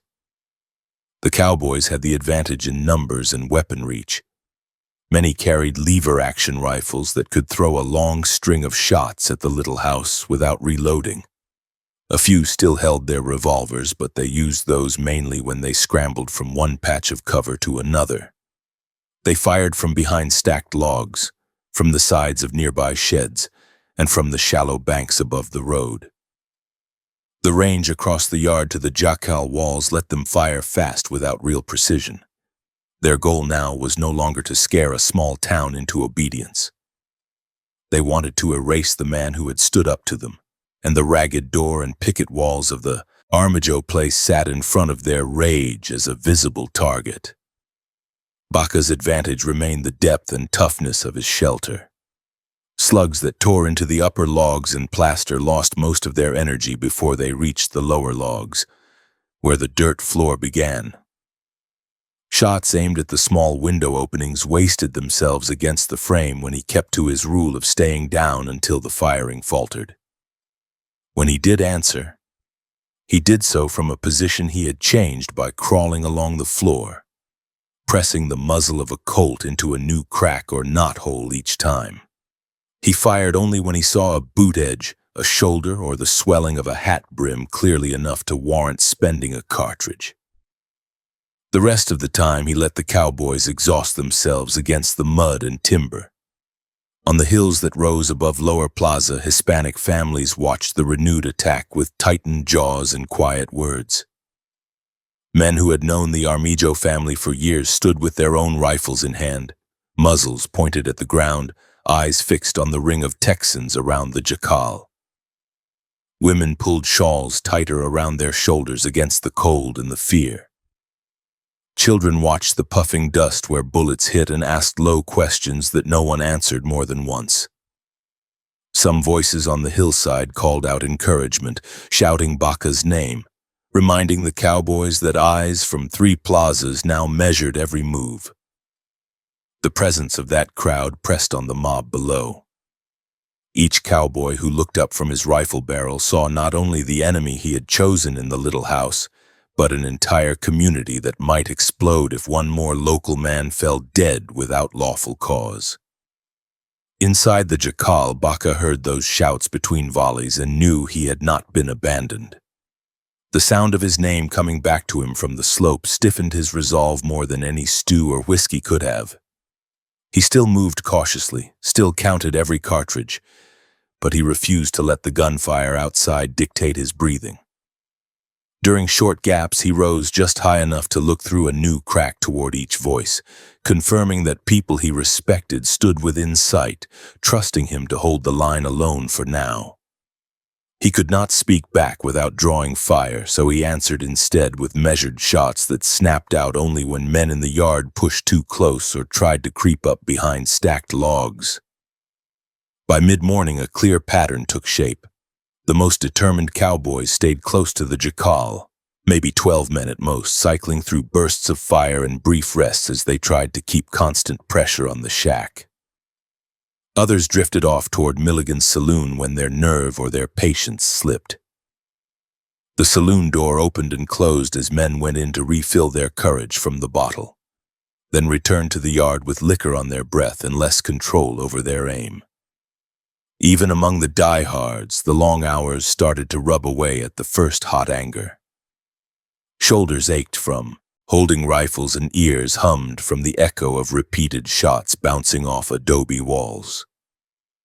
The men could see with their own eyes that the little building still stood, and that the lawman inside it still answered when they pressed him too hard. The man most caught in the middle that morning was James Cook of the W.S. Ranch. As foreman, he carried responsibility both to the cowboys who looked to him for leadership and to the ranch owners who would have to answer for any wholesale slaughter of local residents. He paced between cover points, stopping to talk in short, sharp bursts to whichever men looked closest to losing control. He told them plainly that any rush on the jacal would mean more bodies on the ground, and that the Hispanic families on the hill would not stand idle if that happened. He did not defend Baca's earlier shots at young Parham or William Hearn. He simply repeated that one more corpse in the yard could turn a dangerous standoff into something far larger and uglier that no ranch boss wanted to explain in court. The men on the hillside saw Cook moving and read part of his fear. Some of the older ones had survived earlier flare-ups between Anglos and Hispanos in other parts of New Mexico territory and recognized the signs. Riders had already gone out along the valley road to spread word of the siege and to look for help from officials who could rein in the Texans without triggering a wider bloodletting. One of those riders had reached Socorro the previous evening, carrying a direct description of what was happening in San Francisco Plaza and of how many armed men had gathered there. That message now worked its way back toward the valley in the hands of a man who carried a badge granted by the same county that had sworn in Elfego Baca. As the sun climbed higher above the eastern rim and the air warmed, Deputy Sheriff Frank Rose rode west out of Socorro with a small escort. At his side rode Francisquito Naranjo, a friend of Baca who knew the families in the San Francisco Valley. Behind them plotted a buckboard that would serve to bring prisoners back if things went the way Rose intended. The road toward Frisco wound through dry country, over low ridges and across arroyos, then climbed toward the wooded highlands. Rose had heard enough to know that tempers in the valley had been rubbed raw by months of cowboy bullying, and that the events of the last 2 days had pushed both sides toward a point where pride weighed as heavily as law. He rode with his jaw set, understanding that once he arrived, every word he spoke would either calm the valley or push it over an edge. Back at the jacal, the tempo of gunfire eased slightly as noon approached. Baca used the slower rate to his advantage. He pushed away the empty pan, checked both Colts again, and took a moment to scrape the worst of the grit from their frames with his thumb. He wiped sweat and dust from his face with the back of his sleeve, careful not to raise himself too high. The stove still held a small bed of coals, enough to give off warmth without sending up a heavy column of smoke. He drank from the water jug in small, careful swallows, then set it back into its protected corner. Every time fresh shots smacked into the walls, he dropped flat and waited until the echoes faded. His world had narrowed to the boundaries of that little room, its low ceiling, its cracked icon on the wall, and the small spaces where he could safely lift a pistol and return fire. Early in the afternoon, tired eyes in the yard noticed a faint dust cloud on the trail that led into Lower Plaza from the east. At first it looked like any of the routine comings and goings the settlement knew. As it grew, riders guarding the horses near the corral could make out the shape of a small party, one man ahead on a saddle horse, another close by, and a wagon following. Voices called to Cook, and he walked out from behind cover to study the approaching group. As the riders drew near, men recognized the line of Rose's shoulders and the familiar set of his hat. Word passed quickly from one knot of cowboys to another that the deputy sheriff from Socorro had arrived and that he carried authority neither the Texans nor the local Hispanos could easily ignore. The riders entered the plaza at a walk, taking in the scene. Spent cartridges lay ankle-deep in places near the jacal. The front of the little house looked like a battered shield that had stood in front of a firing squad. Men in trail-worn hats and dusty shirts leaned on rifles behind half walls and broken wagons. On the hill, families shifted for a better view of the newcomers. Rose took it all in silently, then swung out of the saddle and handed his reins to one of his men. He walked across the littered yard toward James Cook, boots crunching on brass and broken glass, eyes moving from the bullet-torn door to the faces of the Texans who had been shooting at it since the previous day. Baca remained inside, listening to the change in the sounds outside, knowing only that new horses had arrived and that unfamiliar voices now cut through the tired anger that had filled the yard all morning. November 1st, 1884. The buckboard wheels rolled into the deep ruts at the edge of Lower San Francisco Plaza, while men who had spent a day and a half shooting at Geronimo Armijo's jacal watched Elfego Baca sit upright in the back of the wagon. His coat was streaked with dust, his face gaunt from strain, and his hands rested close to the two Colts that had kept him alive.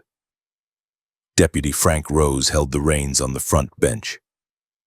Beside him sat Francisquito Naranjo, leaning slightly forward, eyes on the line of horsemen that waited behind the wagon like a trailing storm. Rose twisted in his seat and spoke loudly enough for every rider to hear. The wagon would move at a steady pace, he said. The Texans and their allies would follow, but no man would close the space between his horse and the buckboard by so much as a length. Any rider who did would be treated not as an escort, but as an attacker. The threat sat clear in his voice, and the weight of the badge on his belt made it more than talk. James Cook, his beard dark with sweat and grit, nodded once. He had no love for the arrangement, but he understood that the herd owners who paid him would rather see their men grumble than see them hanged for attacking a county deputy on the open road. The team leaned into the harness and the wagon moved. Hooves clattered on the hard ground as the column left Lower Plaza. Behind the buckboard stretched a row of riders, boots in stirrups, Winchesters across saddles, cartridge belts dull against worn wool and canvas. Above them the sky stood clean and pale, clouds pushed low toward the western ridges. On the hillside, the families of Frisco watched until the wagon turned out of sight. Some men held their hats against their chests in a quiet salute. Others simply stared, memorizing the image of the young deputy sitting rigid and unbowed after facing more than 40 armed men alone. Once the road curved beyond the last houses, the country opened. Short grass and scattered piñon ran out toward low hills. Ruts cut by freight wagons had dried hard under the autumn sun, jolting the buckboard with every yard. Each jolt drove fresh aches into Baca's back and legs, already cramped from hours of crouching inside the jacal. He kept his gaze fixed on the line of riders behind. At intervals, a cowboy's horse would edge forward a little, then fall back when Rose raised his hand in warning. For the first time since the siege began, the rifles pointed loosely at the ground instead of at the man from Socorro, yet their weight still pressed on the air. Conversation on the road stayed thin. Naranjo asked once whether Baca needed water. The prisoner nodded, took a canteen from the deputy, drank briefly and passed it back. His voice, when he spoke, remained even. He said he was ready to stand before a judge, ready to tell what had happened at Milligan's and at the Jacal, and ready to answer for every man who had fallen. Behind the wagon, a few Texans heard those words and muttered that the only answer they wanted involved a rope. Others kept their eyes on the road, privately relieved that the long exchange of shots had ended without more dead friends. The trail through the high country carried them past dry arroyos, patches of dark timber and stretches of rock where the iron tires of the buckboard clanged loudly.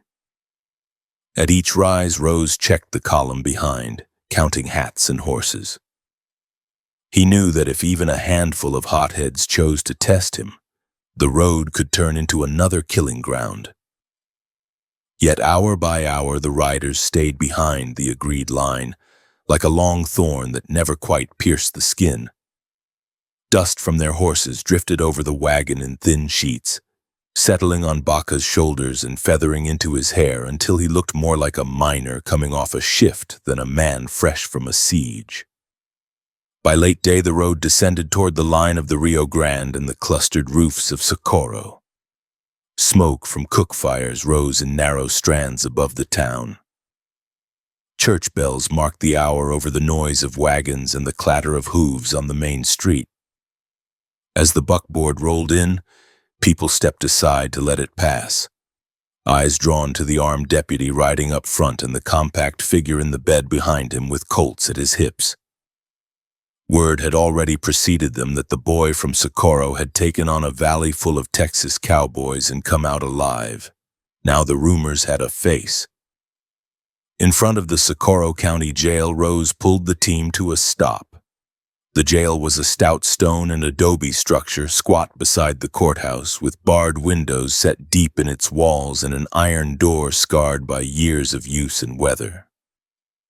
The metal hinges groaned when the jailer swung that door outward. Inside, the air felt close, carrying the mixed scents of sweat, cheap tobacco, lye from recent scrubbing, and the sour undercurrent of men confined in small spaces. The Texans reined in at the far side of the street, watching. None tried to dismount. Their part in the transfer ended at the town line. Rose turned to them and stated that the prisoner was now under county authority, that any further interference would be treated as assault on an officer. A few cowboys spat into the street and turned their horses, riding toward the saloons that lined the plaza. Others stayed a little longer, glaring at the jail as if they could drive bullets through its stone by hatred alone. Then even they drifted away, leaving the young deputy and his escort standing under the weight of the courthouse windows. Inside, the booking process moved according to routine that took no notice of the siege or the bullets that had riddled a distant jacal. The jailer asked Baca his full name, age, and occupation, wrote the details in a heavy ledger, and recorded the charges connected to the deaths of young Parham and William Hearn. Rings of ink darkened the paper under his slow pen strokes. When he finished, he called for the keys. Metal scraped against metal. The hinges of the inner door gave out a drawn, aching sound as it swung open onto the cell block. The cell that took Elfego Baca was a narrow rectangle with stone on 3 sides and heavy iron bars forming the 4th. A rough bunk of planks and straw stood against one wall. A thin blanket lay folded at its foot. The small window set high in the outer wall had a view of nothing but sky and a slice of the jail yard if a man stood on his toes. A metal bucket served as a toilet in the corner. Scratches and names from earlier inmates marked the stone at eye level, some carved deep with nail or knife, others faint and worn by fingers or time. When the jailer swung the bars shut and turned the key, the click as the bolt drove home sounded final in a way that even rifle shots had not. The first nights inside passed slowly. Baca lay on the hard bunk, staring up at the ceiling where soot traced the paths of past lamp smoke. The constant ringing in his ears gradually faded, replaced by the ordinary noises of confinement, chains shifting when another prisoner turned over, the low murmur of guards playing cards in the outer room, the occasional distant rattle of a wagon passing in the street. More than once he woke from a shallow sleep expecting to hear bullets tearing into mud walls, only to find the stone around him unmoved and silent. The door of the jacal had traded places with the bars of Socorro's jail. Days settled into a strict pattern. At dawn, a guard moved along the block, boots echoing, and slid tin plates through barred openings, each plate holding coarse bread and a ladle of beans or stew. Coffee came in battered cups, strong enough to cut the fog from skulls aching from sleeplessness. Mid-morning brought a short period in the yard for the men who were not under special restriction. The yard was a bare patch of packed earth enclosed by high walls and wire. No trees, no shelter, only the sky and the sun. Prisoners walked in slow circles there, speaking in low tones, measuring each other with quick looks or leaning against the walls with arms crossed, counting the days until hearings or sentences.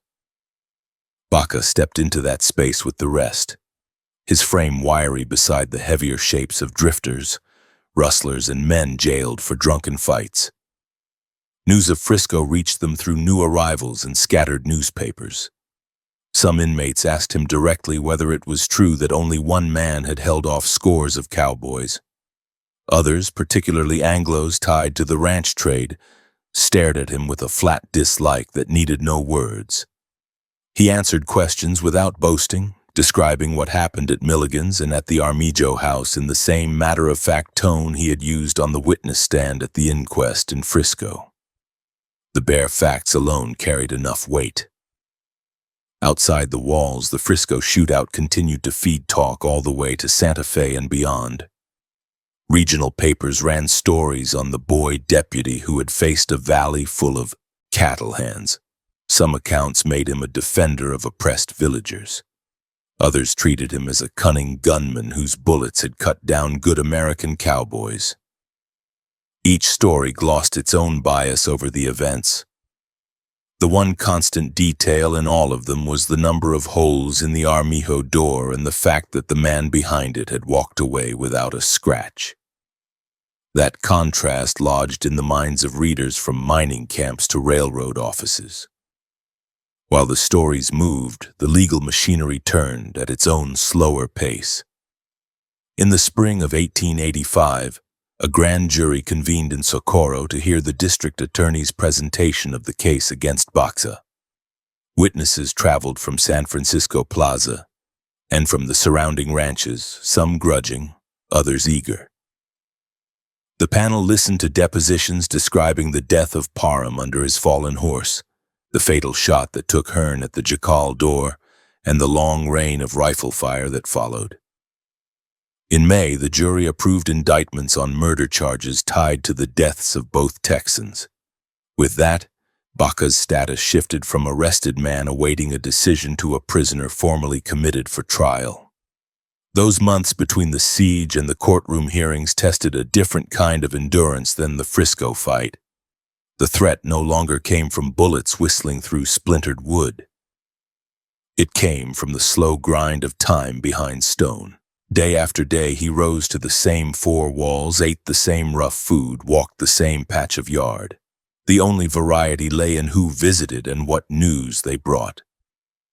Naranjo came when he could, bringing word from San Francisco Plaza that the families there still spoke Baca's name with gratitude and that the Armijo house had become a scarred landmark. At times, the jail admitted visitors from the other side or men with no direct stake in the valley at all. Curious only because they had read his name in a newspaper column. One afternoon, a representative from a local legal firm stepped into the cell block and spoke through the bars with the young prisoner whose case was already drawing notice. Their conversation turned to strategy. They discussed which witnesses would support a plea of self-defense, who would testify about drunk cowboys ordering townsmen to dance at gunpoint, and how to answer the accusation that a deputy had no right to shoot at a man serving a warrant. Evidence from Frisco began to arrive in Socorro as summer approached. The most striking piece was the door from Geronimo Armijo's jacal, shipped at county expense. Carters brought it from the valley lashed to a wagon bed. When jailers and courthouse clerks saw it propped in a corridor, they studied it silently. More than 400 holes pierced the wood, edges chewed and darkened where lead had torn through. The pattern of those marks told its own story. Most clustered at shoulder and chest height, a smaller number cut into the lower planks. Above knee level, almost no section of the door had escaped. Below that line, the wood showed fewer wounds, supporting Baca's claim that he had survived by staying low on a sunken floor. Knowing that the door stood only yards away in the courthouse gave Baca something concrete to hold in mind when doubts pressed close at night. That door had once stood between him and men who intended to spill his blood into Armijo's yard. Now it waited as a mute witness between him and 12 jurors. If anything in the valley could persuade strangers of the scale of the gunfire, it would be that battered slab of timber.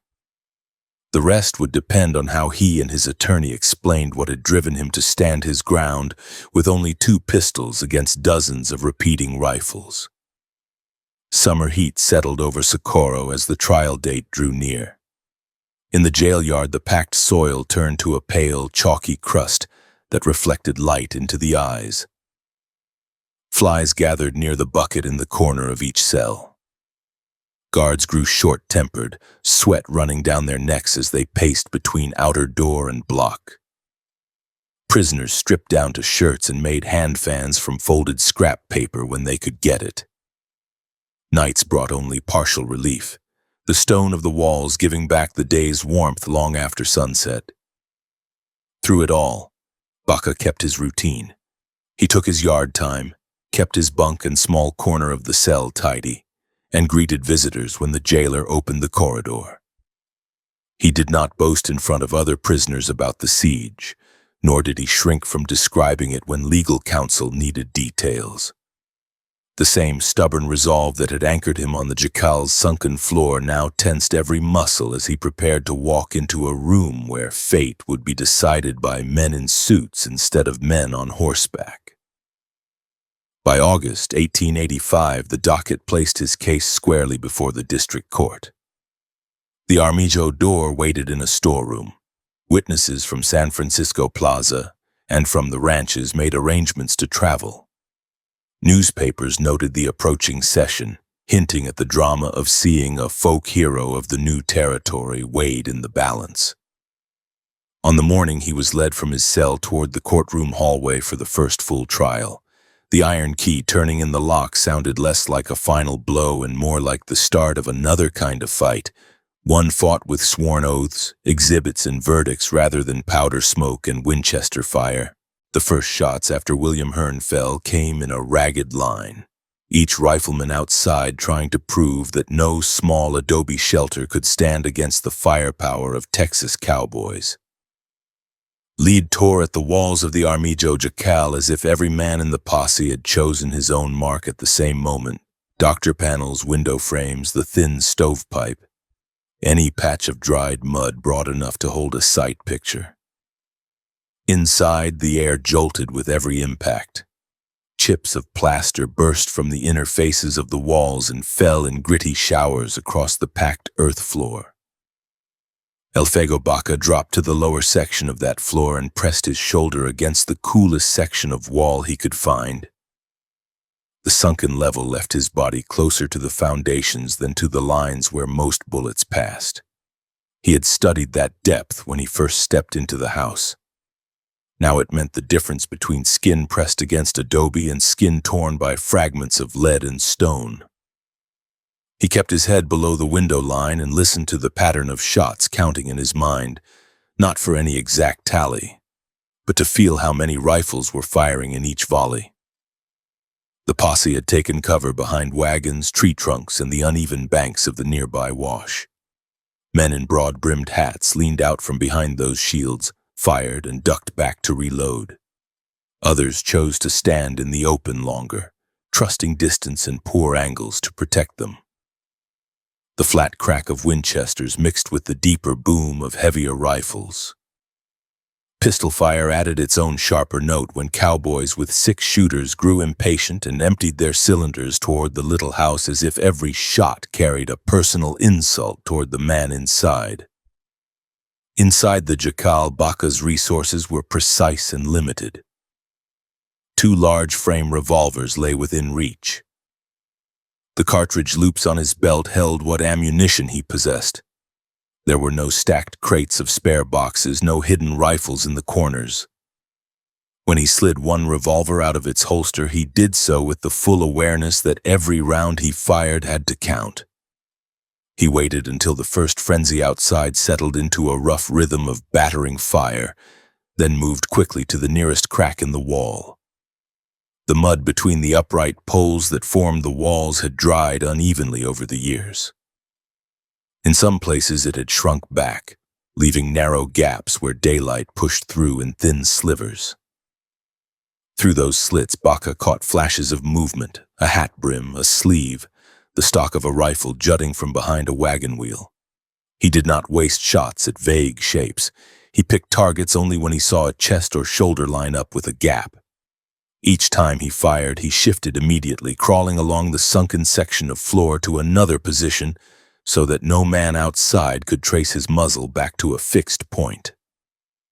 The first man to fall during the siege dropped near a pile of cut firewood that stood just beyond the reach of the house's shade. He had chosen that stack as a firing rest, confident that the angle concealed him. Baca, peering through a narrow crack, saw the lean torso and the rifle laid across the top log. He raised his revolver until the front sight blocked the man's belt buckle and squeezed the trigger. Outside, the cowboy lurched backward and collapsed into the dust. The men nearest to him shouted and pulled him behind a low rise, but the sudden stillness of that body told everyone that this was no harmless exchange of fire. News of that death shot through the posse faster than any bullet. They had come believing they would crush a single deputy with weight of numbers. Now they understood that every exposed shoulder or arm could draw a shot in return that did not miss. Some men responded with anger, firing faster at the mud walls. Others hesitated, glancing at the dead man's hat lying where it had rolled. The line of riders spread out more, seeking broader angles on the house. But every new position carried its own risk of stepping into one of the narrow sight lanes Baca had already marked from inside. Hours passed without any lull long enough for true silence. When one cluster of cowboys paused to reload, another picked up the rhythm. Bullets smacked into the door until the heavy planks shuddered. Splinters flew from the frame. The latch bar moaned under the constant vibration. Rounds that hit the door at a shallow angle spun into the room and dug into the opposite wall or ricocheted along the ceiling beams, whining as they lost energy. Others punched deeper into the mud, leaving round scars darker than the surrounding plaster. Baca moved from corner to corner, staying low, the soles of his boots grinding grit into the floor. He fired only when he caught a clear sight of a man who had chosen to stand too tall or stay exposed a heartbeat too long. One rider who tried to cross the open space between 2 clumps of brush felt a slug tear into his thigh and went down screaming. Another who stepped out from behind a wagon to shout orders to the others jerked once and folded over the wagon tongue, hands clawing at the wood. The posse had expected to pour lead into a helpless target. Instead, it found itself in a contest with a defender who used every small structural quirk of the jacal to his advantage. Inside, there was no room for celebration. The air thickened with powder smoke that filtered in from outside and with dust raised by every impact. Small household items that had once served daily use became hazards and tools. A water bucket took a bullet that smashed its rim and sent splinters across the room.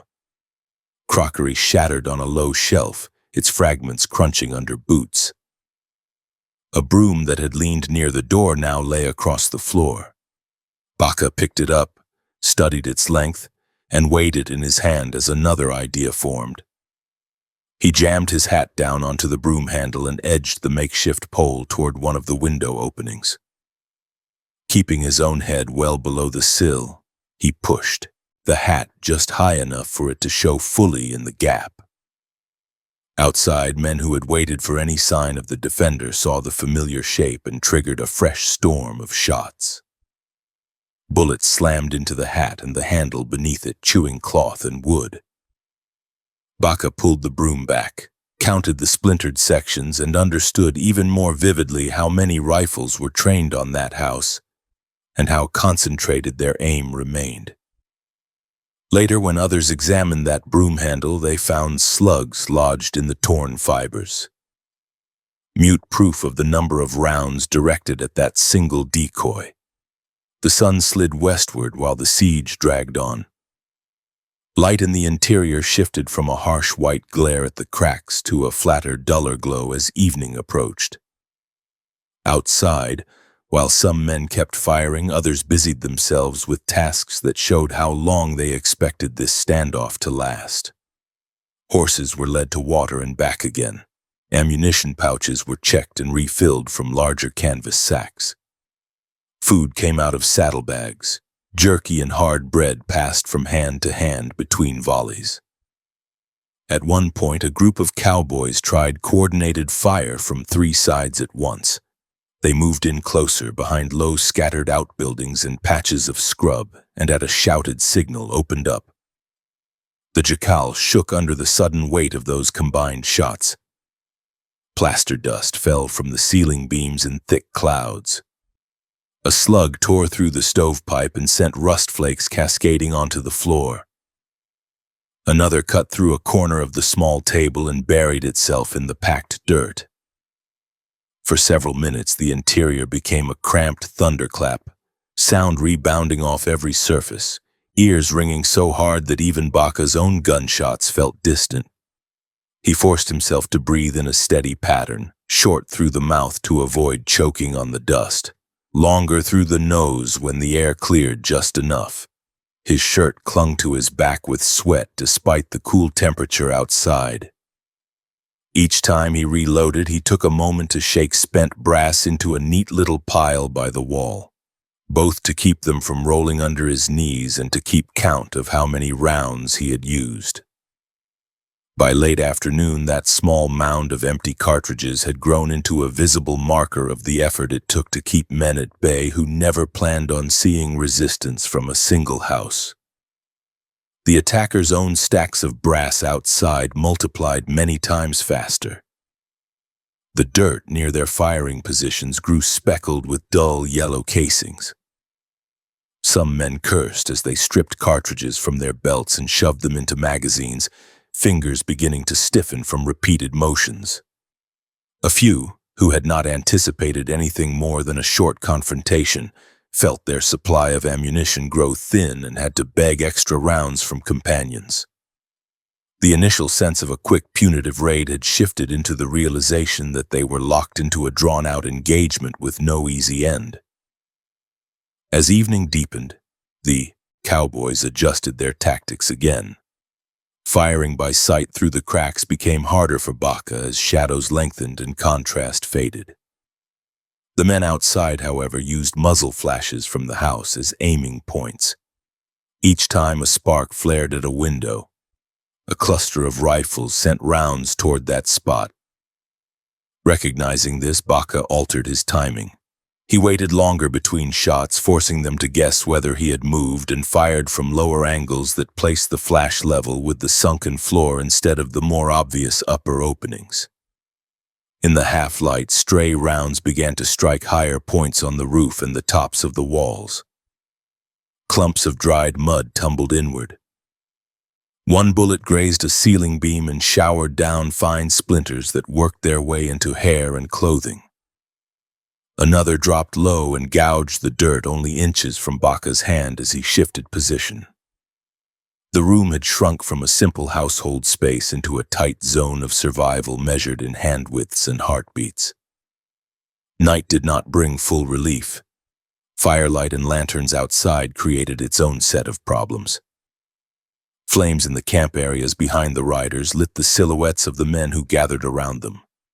Those same flames also threw enough glow against the jacal to outline the windows and door more sharply.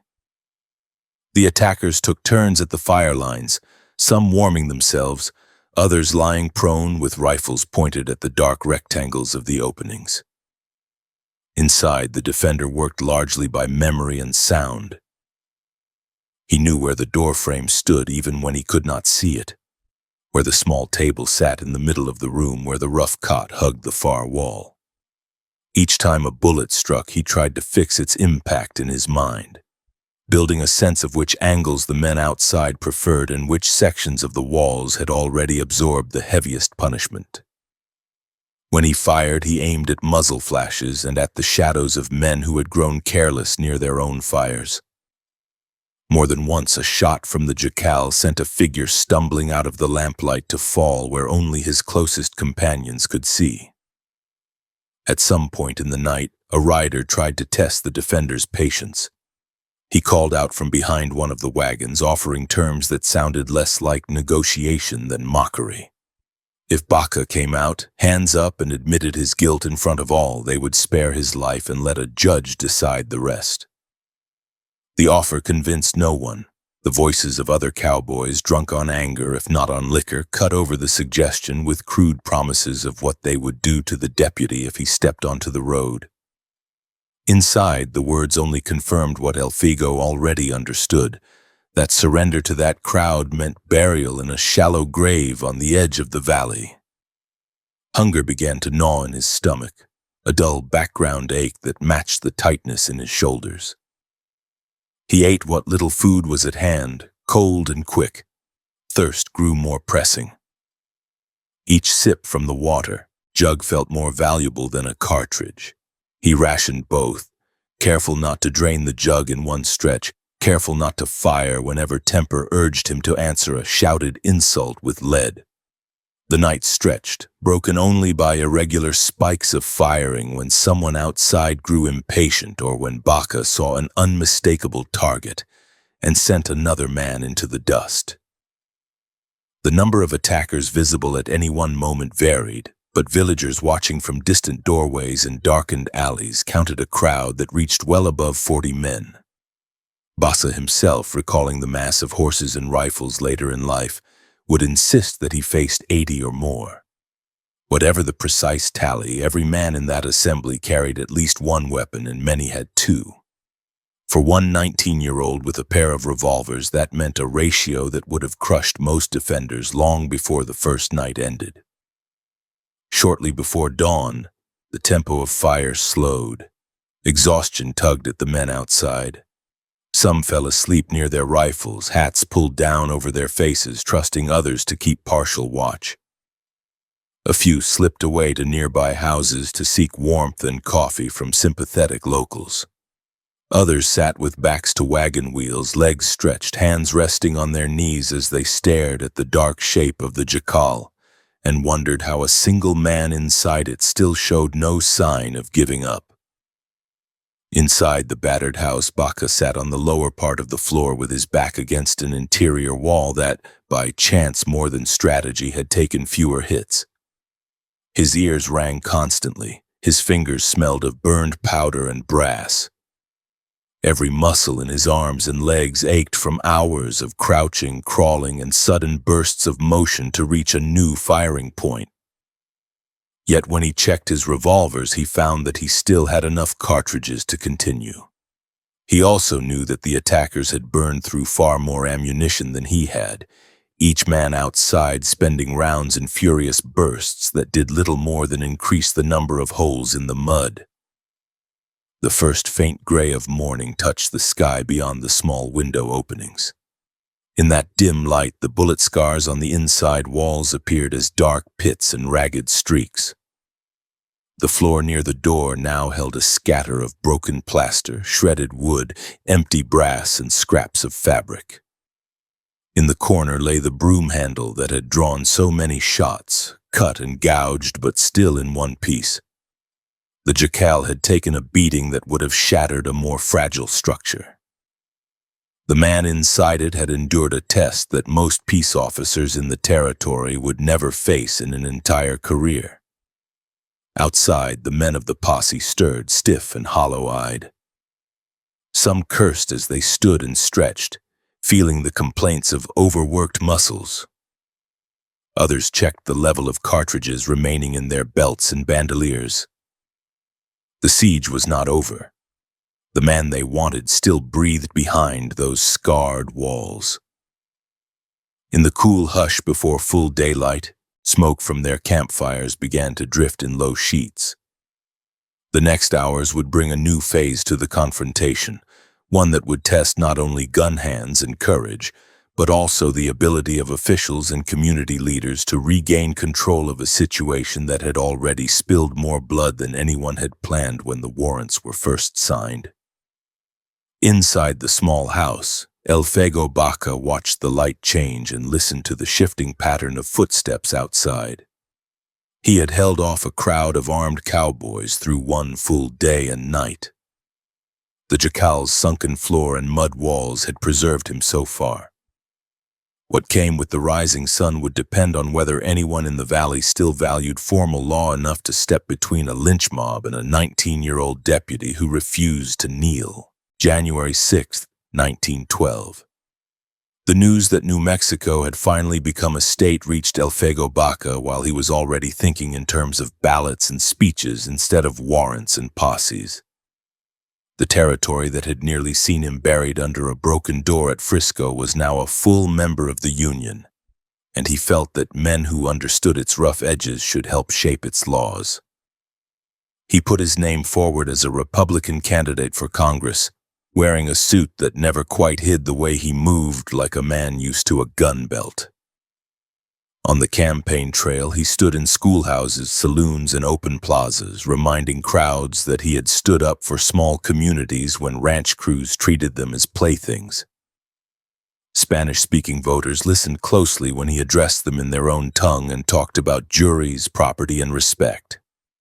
Anglo audiences watched a compact man with dark features and a voice that carried the weight of real danger faced and survived. He spoke of law and order, of opportunity for families who had worked the same ground for generations, and of the need for representation that did not come only from the larger rail towns. He did not win the seat. Party leaders and established interests lined up behind other names, and when the count came in, he found himself on the short end. Yet the campaign left a mark.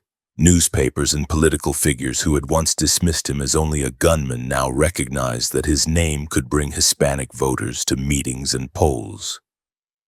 That realization opened other doors. In the years that followed, he stood close to candidates and office holders, acting as fixer, messenger, and, when needed, hard-edged persuader who understood both legal forms and the ways men yielded under pressure. Beyond the southern border, Mexico had entered a period of open struggle. Factions contended for control of the government, and each tried to influence opinion north of the line. In that climate, Baca became the official representative in the United States for the regime of Victoriano Huerta. His role linked him to diplomats and agents who used coded messages in quiet meetings rather than open gunfire. He traveled between New Mexico, Texas, and other states, meeting with officials, business figures, and Mexican envoys. The work demanded careful judgment because federal authorities watched closely for any violation of neutrality laws. The most visible case from those years involved General José Inez Salazar, a revolutionary figure who operated near the border. When Salazar brought his activities into New Mexico, federal officers arrested him on charges tied to armed expeditions launched from American soil. He was initially held under military authority.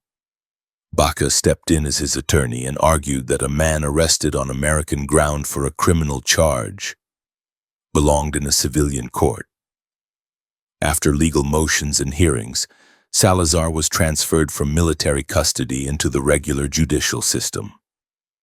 For Baca, the shift affirmed his belief that even in turbulent times, formal process had to govern how men were treated.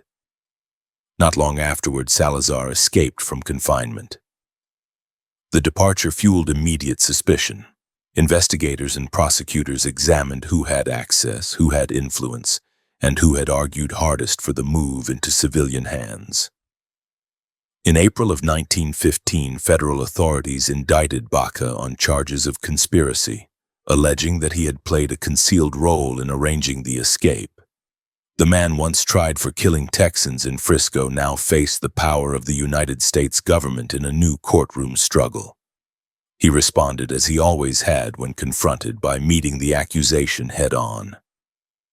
With Octaviano Larazzolo as chief counsel, he prepared a defense built on records, witness statements, and the absence of direct proof connecting him to any plan beyond legal advocacy. During the proceedings, he sat at the defense table, older and heavier than in his deputy days, but still watching every witness with the same flat focus that had once measured riflemen outside a valley shack. Testimony failed to tie him convincingly to any escape plot, and questions from the bench undercut the prosecution's theory. When the case ended without a conviction, he walked out once more with his name technically cleared and his reputation among many New Mexicans strengthened by the sight of him standing against federal prosecutors and leaving the courtroom a free man. That same year, violence caught up to him in El Paso. On January 31, 1915, he met Celestino Otero near Andujo's Saloon, a busy corner in a city pulsing with refugees, soldiers, and political agents from the Mexican conflict. Tension between supporters of different factions boiled through the streets, and both men carried the weight of those loyalties. Witnesses later told how angry words rose under the noise of passing wagons and the clatter of saloon doors. In the close space outside the bar, Otero drew a pistol and fired, the bullet striking Baca low and driving a surge of pain through his body. Wounded but upright, Baca pulled his own revolver. Training and instinct took over. He fired twice at Otero's chest. The other man dropped onto the wooden sidewalk and did not rise again. Blood pooled across the rough boards, and people nearby backed away fast, knowing that any killing tied to revolutionaries could trigger swift crackdowns. Baca did not flee into the alleys or try to slip across the river.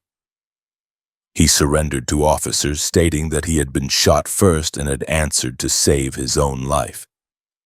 In the legal proceedings that followed, prosecutors claimed that he had purchased a pistol from a pawn shop and placed it in Otero's dead hand. They presented this as evidence that he had tried to fabricate self-defense. Baca and his attorneys denied the story and insisted that the borrowed gun tale was itself constructed after the fact. The trial drew crowded galleries and sharp press coverage because it tied together border politics, personal rivalry, and the long shadow of his earlier life. In the end, a jury made up entirely of Anglo citizens acquitted him, accepting that he had acted to preserve his own life under immediate threat. By the closing years of that decade, he had returned to Socorro County and accepted a post that pulled him back into direct local enforcement. From 1919 through 1920, he served as sheriff, responsible for a region that still mixed mining camps, ranches, and scattered farmsteads. His method for dealing with wanted men during that term became a part of local talk. Instead of sending deputies blindly into canyons and across arroyos to chase every suspect, he wrote letters on official stationery to individuals named in warrants. Each notice informed the recipient that formal papers existed, named the charge, gave a deadline for voluntary surrender, and explained that failure to appear would be treated as proof that the person meant to resist. The letter stated plainly that if officers had to ride out and take custody by force after that date, the sheriff would consider any resistance grounds to use deadly force without hesitation. Men who knew his history did not take such words lightly. Many who received those notices chose to walk into the courthouse, hat in hand, rather than risk a confrontation on open ground. That approach reduced the number of desperate arrests and underscored his belief that clear warning could turn potential gun battles into controlled surrenders. After finishing the term as sheriff, he did not withdraw into quiet practice. He spent periods working as a private detective and as security for gambling operations, including time at a Juarez casino where owners wanted someone whose presence discouraged cheats, strong-arm robbers, and political agitators. In those rooms, filled with smoke, clinking glasses, and the rattle of dice, he moved from table to table, watching faces, hands, and doorways. Patrons knew that the short man in a suit had once emptied revolvers at riders who thought they owned New Mexico valleys. That knowledge often kept tempers a notch lower than they might have been. His political connections continued to develop. He worked with Senator Bronson Cutting, gathering information on conditions in Spanish-speaking communities and writing a weekly column in Spanish that praised the senator's positions on issues important to those voters. The column allowed him to speak directly to readers who felt ignored by larger English-language papers. He described legislation, explained where federal money flowed, and urged people to remember who had supported school funding, roadwork, and protection against exploitation. Behind the scenes, he used his standing to press local leaders for favors in return, including attention to cases and appointments that benefited his allies. During the 1930s, government writers working under national relief programs sought out older residents who had lived through the most unsettled territorial years. They sat with Baca in rooms piled with letters, clippings, and worn photographs.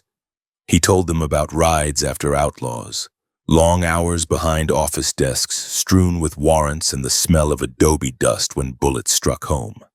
When one interviewer asked how he justified the number of killings linked to his name, he replied that he never wanted to take a life, but that whenever he became convinced another man meant to kill him, he acted first.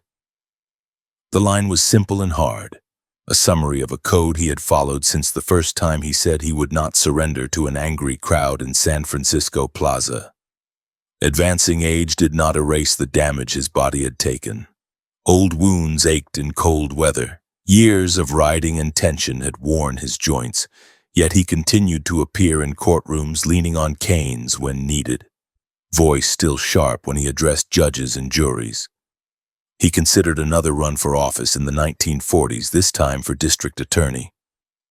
Party decisions and age kept that plan from reaching the ballot. Yet the idea itself showed how he continued to see himself as a man meant to stand between power and the people he cared about.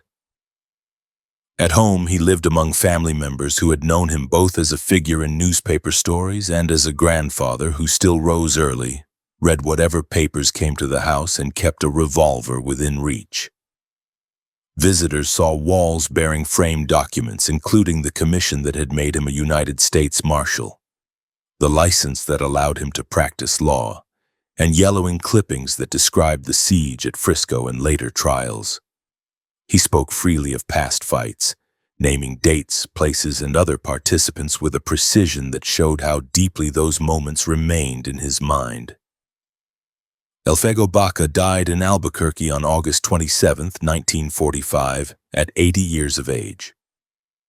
Relatives, old friends, and people who had once seen him stride into courtrooms gathered to place his body in the ground.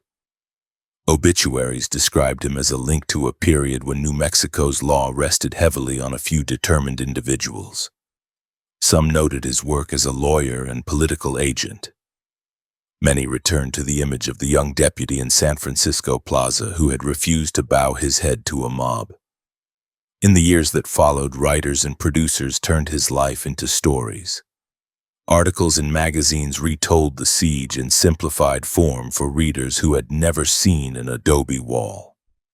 Radio programs and later television shows presented him as a daring peace officer in a clean hat, smoothing away the rough details of politics, court fights, and disputed shootings. Historians dug into court files and letters, comparing tales told in bars with sworn testimony and written orders. Through all the filtering and argument, one fact remained clear. In late 1884, a 19-year-old from Belen had walked alone into a valley where armed men believed they decided who lived and who died. and he had acted in a way that forced everyone who came after to reconsider what the law meant in that place.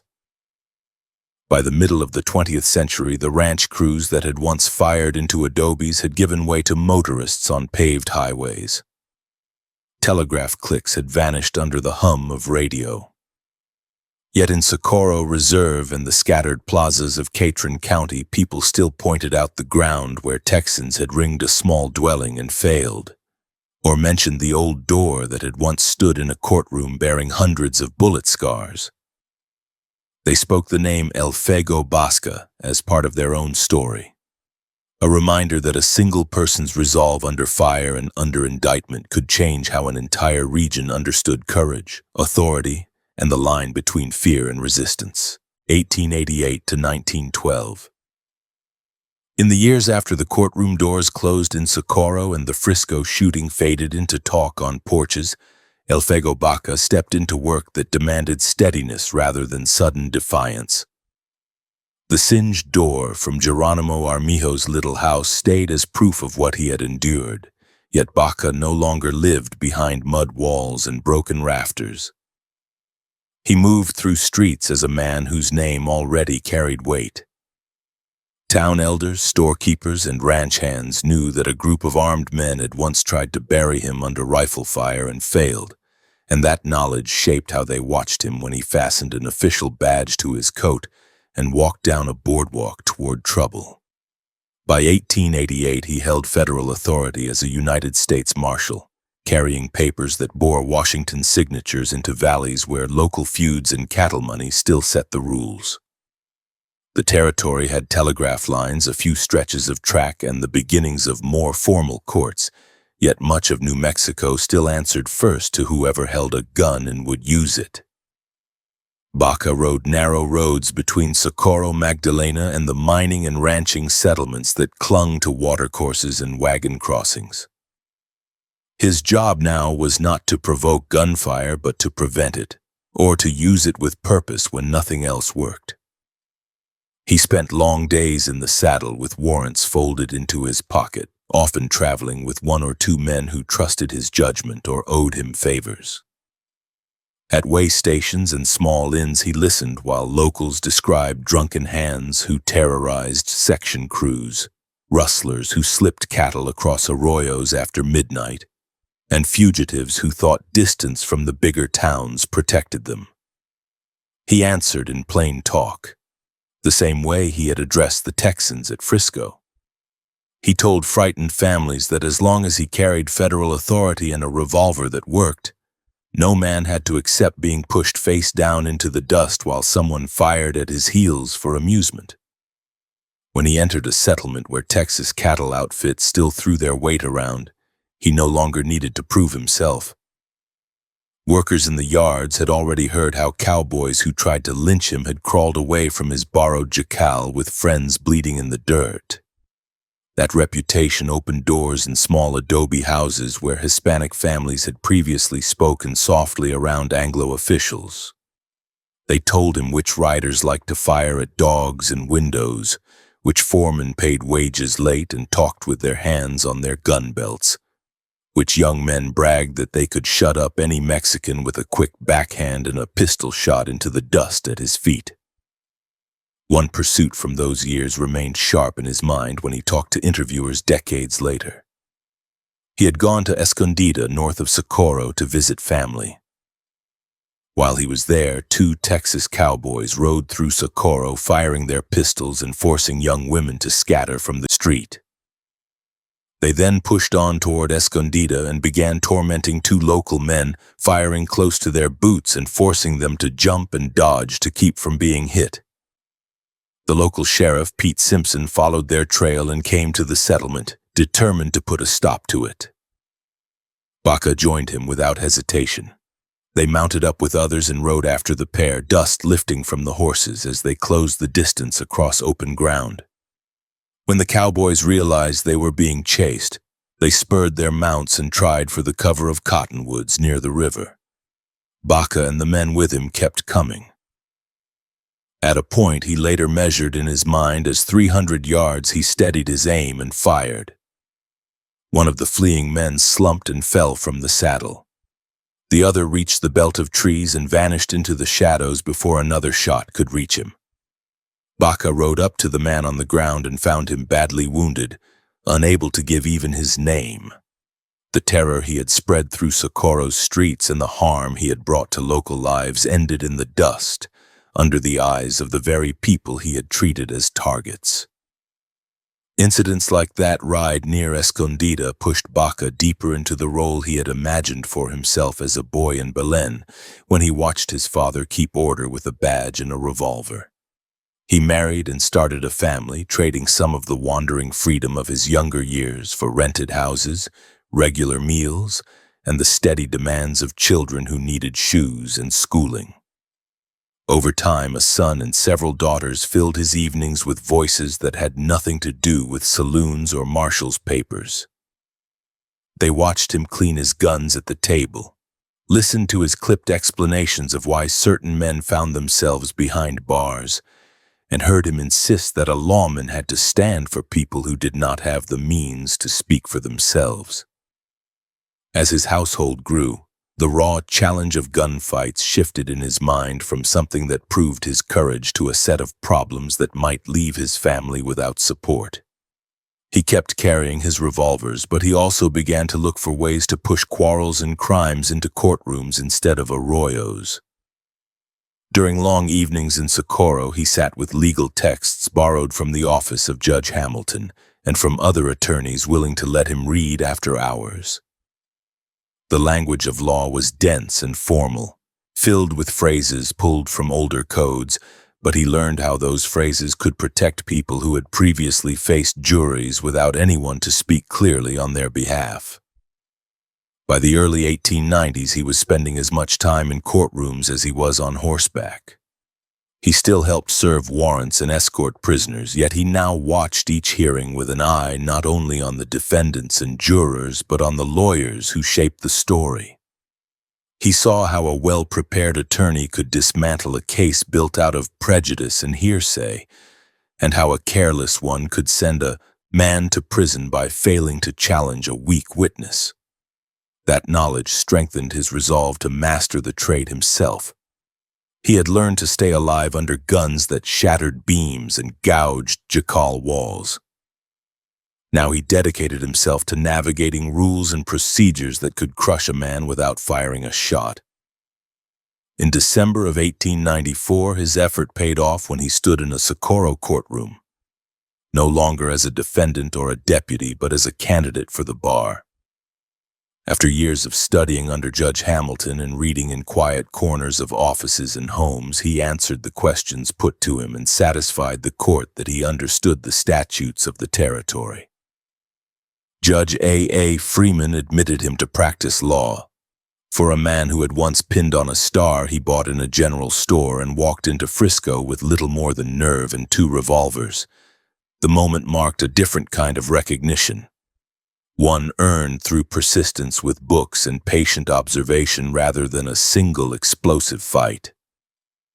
Within a few months, he joined Freeman in a formal partnership, giving the firm the advantage of a senior figure with deep connections, and a junior partner whose name already carried force along rivers, wagon roads, and cattle trails.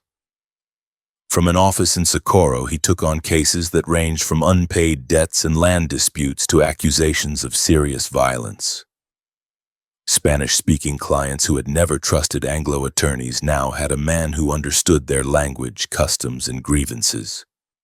They brought him contracts signed under pressure, complaints that county officials ignored, and criminal charges they insisted were rooted more in racial hostility than in anything they had done. The territory around them was changing. Railroads cut new paths across plains and along river valleys, bringing in investors, engineers, and workers who saw land and minerals as entries in ledgers rather than parts of family history. Disputes over grazing rights and water access intensified as companies fenced property and asserted formal claims over areas that local families had used for generations. Baca's days as an attorney quickly filled with petitions, motions, and negotiations carried out under pressure equal to any armed standoff. with survey maps and court orders deciding outcomes where gunfire once had. Even with a desk and shelves of case files, he did not step away from the physical work of enforcing the law. When sheriffs or marshals needed someone who could cross languages and social lines, they turned to him. He accompanied officers to remote ranches where indictments were served in Spanish, then explained to defendants exactly what the documents meant. In some instances, he negotiated surrenders that kept frightened men from reaching for their guns. The same presence that had let him face down a mob in Frisco now eased tension in yards and kitchens where families feared that a knock on the door would end with a lifeless body in the dust. During the first years of the new century, he carried his skills south to El Paso. On San Antonio Street, he opened a practice that served a border city crowded with railroad men, merchants, gamblers, and refugees from turmoil in Mexico. The streets there stayed busy well into the night, lit by saloon lamps and the glow from restaurants and dance halls. Cross-border trade raised questions of customs duties and smuggling charges. Fistfights and shootings poured cases into the local courts. Baca moved through that complicated environment with the same direct manner he had used in New Mexico's smaller towns. He represented clients who could pay little and others whose fortunes allowed them to fight charges for months instead of days. In El Paso, he encountered men from old conflicts and new movements. Former trail drivers who remembered hearing his name in New Mexico now walked past his office in work clothes or suits. Political organizers from both sides of the border discussed plans for future campaigns over coffee and whiskey in the same blocks where he met clients. The boundary between his work as an attorney and his instinct as a lawman remained thin. When tempers rose in a saloon, he did not hesitate to step between opposing groups and remind them that a courtroom with a competent lawyer offered a better chance than a slab in the morgue or a quick hanging. Throughout these years, he kept close ties to Socorro and other New Mexico communities. He traveled back and forth by train and stage, never staying away long enough for people to forget his face. Local newspapers mentioned his name in connection with legal arguments, political gatherings, and the occasional confrontation in which his patience ran out, and his hand went to the revolver at his hip. Yet the central pattern of his life in this period remained steady. He had taken the same determination that once held a line inside a shot-up jacal, and applied it to crowded dockets and the slow grind of territorial law. By 1912, New Mexico stood on the edge of statehood. The days when a young deputy could declare himself the law in a remote plaza and survive an onslaught by dozens of angry cowboys were receding into memory, even for those who had heard the shots themselves. Baca faced a future in which power flowed increasingly through legislatures, party conventions, and federal agencies. He understood that shift and prepared to fight on that new ground. The years he had spent as a marshal, deputy, and attorney across the territory had widened his battlefield from one small town in Catron County to courtrooms and political halls that would decide how justice worked for the people he had always claimed as his own. August 10, 1885, the bell on the Socorro courthouse rang over the plaza as men from San Francisco Plaza, W.S. ranch hands, townsfolk, and officials filed into the two-story building where the first full trial of Elfego Baca would be held. The stone walls smelled of dust, ink, and old cigar smoke. Inside the courtroom, sunlight slanted through high windows onto long benches already filling with faces from both sides of the Frisco fight. At the front, beneath a faded territorial seal, the district judge's bench rose on a platform above clerks' tables and the rail that separated officials from the public seats. Baca stood near the defense table, wrists free, clothes clean but plain, hair trimmed short. Months in the jail had thinned him but had not bent his posture. Beside him sat his attorney, a man with ink-stained fingers and a stack of notes on the table. Across the rail waited the territorial district attorney, papers neatly arranged, flanked by ranch lawyers and men who had traveled from the San Francisco Valley, with the expectation that they would finally see the boy deputy punished for the deaths of young Parham and William Hearn. The murmur of spectators rose until the bailiff pounded his staff and called for order, his voice cracking slightly in the close air. The judge entered in plain black robes, face weathered by years on the frontier circuit. He seated himself, adjusted his spectacles, and surveyed the crowded room. The docket that term included rustling cases, land disputes, and assaults from mining towns, but it was clear that the Frisco matter towered over the rest. He called the case that addressed the killing of Bert Hearn, and the courtroom grew very still. The clerk read the indictment, every word echoing, naming Baca as a deputy accused of unlawfully taking the life of a man serving as a peace officer. Jury selection began. From a pool of local citizens, clerks called names and men stepped forward to stand under questioning from both sides. The prosecutor asked whether they had friends among the ranch crews, whether they believed an officer ever had the right to fire first, whether they thought a Mexican lawman could be trusted to treat Anglo suspects fairly. The defense attorney asked different questions. Whether they had seen the Armijo door, whether they believed that a man under fire had the same right to defend himself regardless of who pointed the rifle, whether they could set aside stories told in saloons and judge only the evidence presented in that room. Several men were dismissed, some because they admitted they had already decided that Baca was either a hero or a murderer, others because their ties to ranch owners or valley families were too close. Slowly a panel of 12 took shape, a mix of merchants, small farmers, and mine supervisors, some Anglo, some Hispanic, all sworn to listen to the testimony without favor. They took their seats, faces set in careful neutrality that did not fully hide the tension in their jaws or the tightness of hands on their knees. The prosecution opened by laying out the state's version of the events at Frisco. The district attorney described a situation in which he claimed an overbold youth with a badge had provoked a quarrel at Milligan's, shot down a respected trail foreman, and then killed a deputized man who had approached the Armijo house with warrants in hand. His words painted Baca as a hot-headed shooter who used his star as cover for personal defiance.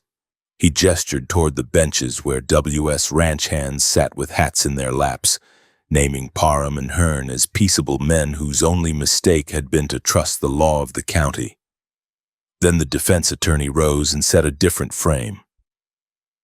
In his opening, he spoke of years of unchecked cowboy violence in San Francisco Plaza, of townsmen forced to dodge bullets fired for amusement, of men like Epitacio Martinez who still walked with scars that traced the spots where laughing riders had used him for target practice. He told the jury that Baca had gone to the valley after others refused, that he had arrested a drunk who had fired into a crowded saloon, and that every shot his client fired afterward had been in response to armed men who had come for his life, not for justice. He said the jury would see with their own eyes the physical proof of what that little jacal had endured. Witnesses began with the state's list. Cowboys from the slaughter outfit and nearby ranches took the stand one by one. They described seeing Parham fall under his horse, his chest crushed, and Hearn drop after kicking the door.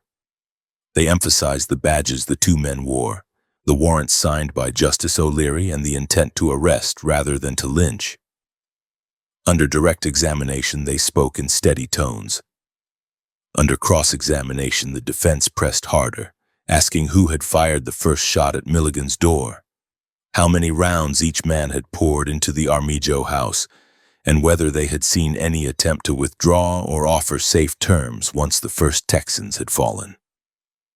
Some witnesses shifted, admitted that the crowd had been angry, that liquor had been flowing, that threats had been shouted about hanging and burning. Each such admission chipped at the clean picture the prosecution tried to draw.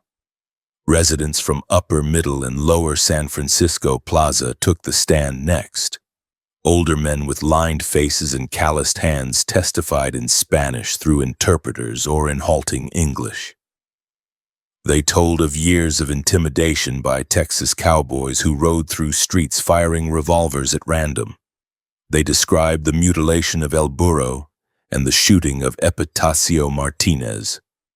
When asked why they had not complained earlier, they answered simply that local officials had feared the ranchers and that complaints had led only to mockery or worse treatment. Then came the description of the siege itself from the hillside. Townspeople told how they had watched dozens of riflemen ring the jacal, how they had heard shots roll through one day and night, how they had seen men fall in the yard when they strayed too close to the little house. One farmer who had counted the rifle flashes late into the first night out of a grim need to occupy his own fear, told the court that he had seen nearly constant bursts from many positions while the muzzle from the jacal flashed far less often. His figure was not precise, but the pattern impressed the jury, many of whom had fought in wartime or driven cattle and knew the sound of concentrated fire. At a signal from the defense, deputies brought in the strongest physical exhibit. 4 men carried the armijo door into the courtroom, turned sidewise to fit it through the entry, and set it on end so that the panel faced the jurors. It was a solid plank door, darkened by weather and by soot from years of cooking smoke before the siege, now dominated by countless bullet scars. Round holes pocked the wood from top to nearly bottom, edges splintered and dark.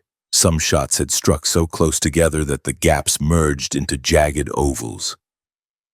Others had torn out chunks the size of a man's palm.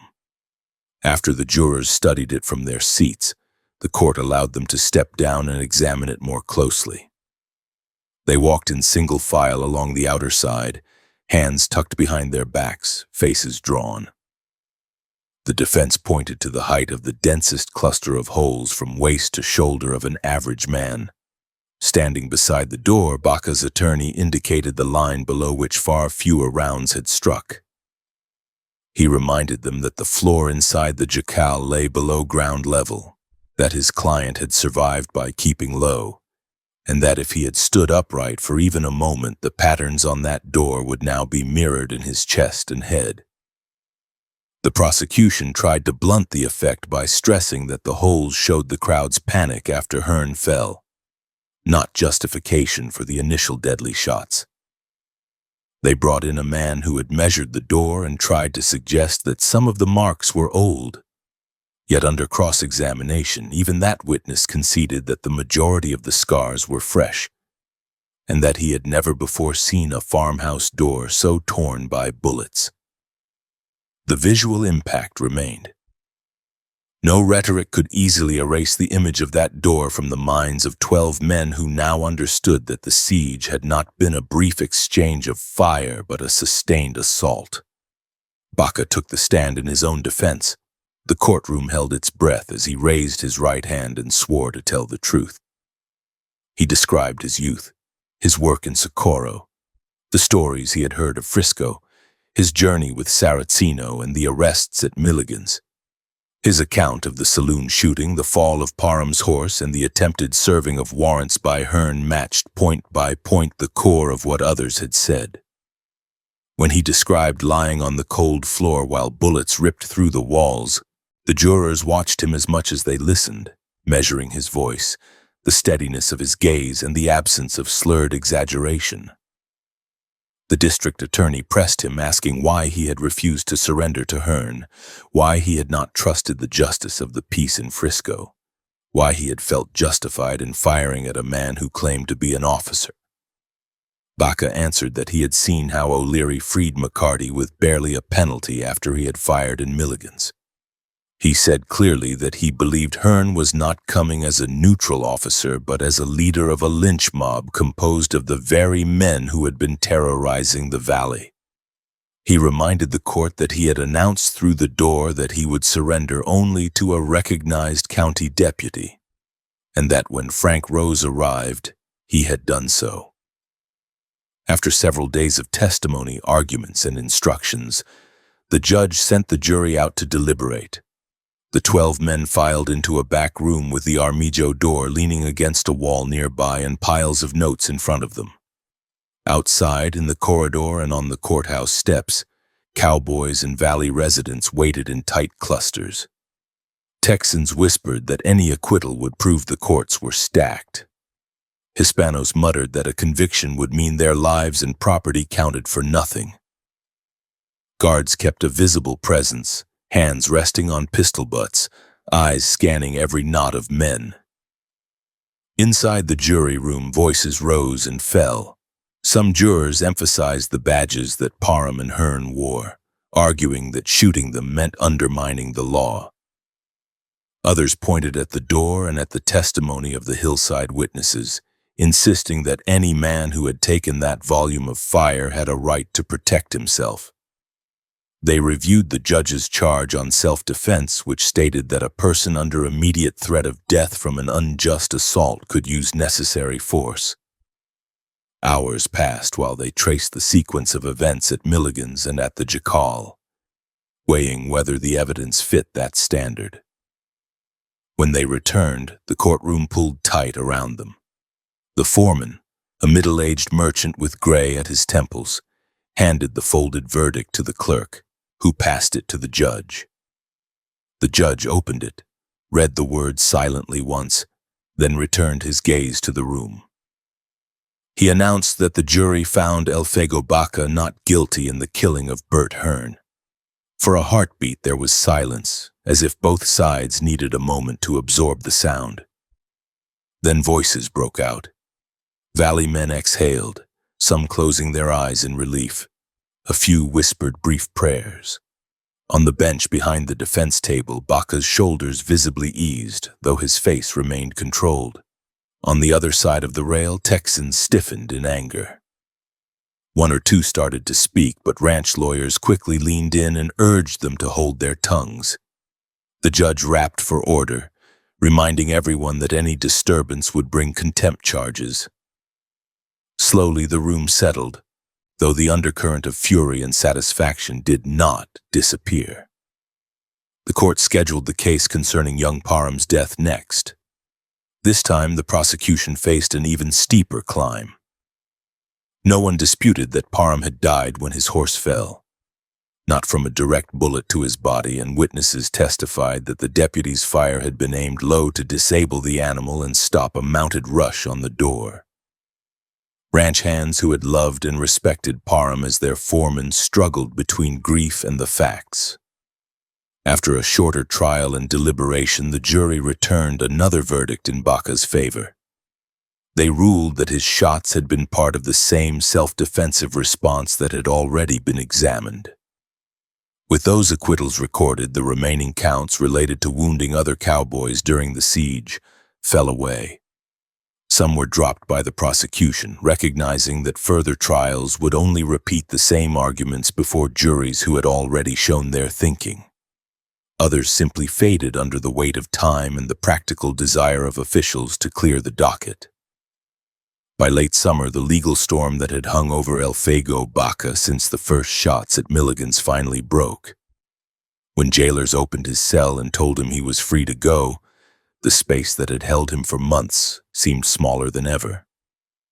He gathered the few belongings he owned, stepped out into the corridor, and walked past the armijo door one more time. The plank still leaned against the courthouse wall, its scars plain, its presence now part of the building's quiet legend. He paused a second, looking at the clusters of holes that matched his own height, and then continued out into the sunlight. On the plaza, people watched him emerge as they had watched him arrive. Some tipped their hats.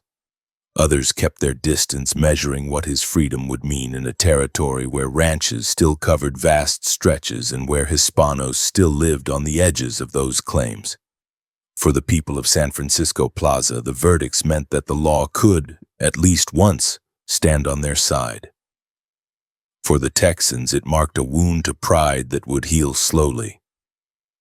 For Baca, it marked a pivot. He had survived a siege that would become legend and walked out of a courtroom without chains. What he did next would define whether he remained a figure of one remarkable fight or became a lasting force in the rough legal life of New Mexico territory.